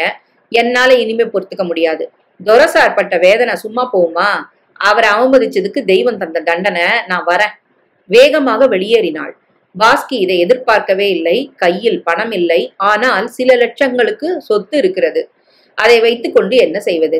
நம்பியவர்கள், கட்டின மனைவி என அத்தனை பேரும் விலகிவிட்டார்கள். ஒரே நாளில் எல்லாம் நடந்துவிட்டது. அப்படியே கதவை சாத்திவிட்டு நடுக்கூடத்தில் வந்து படுத்தான். வரிசையாக நடந்த அத்தனையும் கண் முன்னால் படம் போல ஓடியது. துரை எத்தனை தூரத்துக்கு தாங்குனாரு, எப்படிலாம் சிபாரிசு செஞ்சாரு. எனக்கு நீங்க வசனம் எழுதக்கூடாதுன்னு சொன்னவனா, என்னை ஆளாக்கியவர் மேல வீசின கத்தி. பாஸ்கி சரக்கென எழுந்து உட்கார்ந்தான். அகந்தையில் சகலமும் மறந்து எங்கேயோ போய்கொண்டிருந்த பாஸ்கிக்கு இப்போதுதான் யதார்த்த உலகம் புரிகிறது. விடிய விடிய உறங்கவில்லை. காலையில் எழுந்து குளித்ததும் புறப்பட்டு விட்டான். நேராக துரையின் வீட்டுக்குத்தான் வந்தான். கதவை திறந்தது அவர் மனைவி. இவனை வெறுப்புடன் பார்த்துவிட்டு உள்ளே வந்தாள். துரை எழுதி கொண்டிருந்தார். பாஸ்கி வந்திருக்கான், தெரியும் வருவான்னு தெரியும். எழுந்து வந்தார். நமஸ்காரம் அண்ணா. அவரை சிரித்தபடி கும்பிட்டான். துரை அவனை ஏற இறங்க பார்த்தார். என்ன வேணும் பாஸ்கி? அவரது குரலில் சிநேகபாவம் தொலைந்து போயிருந்தது. பாஸ்கி அருகில் வந்தான். சட்டென அவர் காலில் விழுந்து விட்டான். எதுக்கு ஏன் காலில் விழற? எழுந்த பாஸ்கி அழத் தொடங்கினான். இப்ப வேலை இல்ல அண்ணா, உங்களை அவமதிச்சதுக்கு கடவுள் எனக்கு நல்ல தண்டனையா கொடுத்துட்டாரு. துரை பேசவில்லை. ஒண்ணும் இல்லாம தெருவுல கிடந்த என்னை தாங்கி பிடிச்சு நிறைய செஞ்சீங்க. நல்ல இடத்துல உட்கார வச்சிங்க. பேரும் புகழும் பணமும் என்னை தேடி வர காரணம் நீங்க தான். வெற்றி என் கண்களை மறைச்சிருச்சு. நான் தடுமாறி போயிட்டேன். பச்சோந்தி சகவாசங்கள் என் பாதையை திருப்பிடுச்சு. இப்ப எல்லாரும் புத்திய காட்டிட்டாங்க. யமுனா கூட என் கூட இருக்க பிடிக்காம சிநேகிதி வீட்டுக்கு போயிருக்கிறா. எனக்கு யாரும் இல்லைண்ணா, நான் அனாதை ஆயிட்டேன். இப்பத்தான் எனக்கு உங்க அருமை புரியுது. என்னை மன்னிச்சிருங்க அண்ணா. மறுபடியும் காலில் விழுந்தான். துரை அப்படியே நின்றார். என்னங்க கொஞ்சம் உள்ள வரீங்களா? அவர் மனைவி அழைத்தாள். இதோ வரம்மா. உள்ளே வந்தார். என்னங்க மறுபடியும் இறக்கம் காட்ட போறீங்களா? உங்களையே உதறிட்டு புதுசா வந்தவங்க கூட கை கோத்துக்கிட்டு போன ஒரு துரோகிக்கு மறுபடியும் வாழ்வு தர போறீங்களா? வெளியே நின்ற பாஸ்கிக்கு இது கேட்டது. துரை குரலை உயர்த்தி கொண்டார். என்ன பைத்தியக்காரன் நினைச்சியாமா? இப்ப வந்து அழறான், கால்ல விழறான். இத நம்பி இதுக்காக உருகி இவனுக்காக நான் சிபாரிசு பண்ணா என்னை விட முட்டாள் யாரும் இருக்க முடியாது. மறுபடியும் ஏறி உட்கார்ந்ததும் முதல்ல என்னத்தான் எட்டி உதைப்பான். இவன் சத்தியமா திருந்தவே மாட்டான். இவன் புத்தி மாறாது. இவனுக்கு ராசியும் கிடையாது. இவன் காலை வச்சா இந்த இடம் வழங்காது. புரியுதா? சரி, என்ன சொல்லி அனுப்ப போறீங்க? என்னத்த சொல்றது? அவன் மூஞ்சிலே முழிக்கவே எனக்கு பிடிக்கல. எதையாவது சொல்லி வெளியில போ சொல்லு. நன்றி கெட்டவங்க சவகாசம் இனிமே கூடவே கூடாது. சகலமும் கேட்டுக்கொண்டு நின்ற பாஸ்கி மெதுவாக நடந்து வெளியே வந்தான்.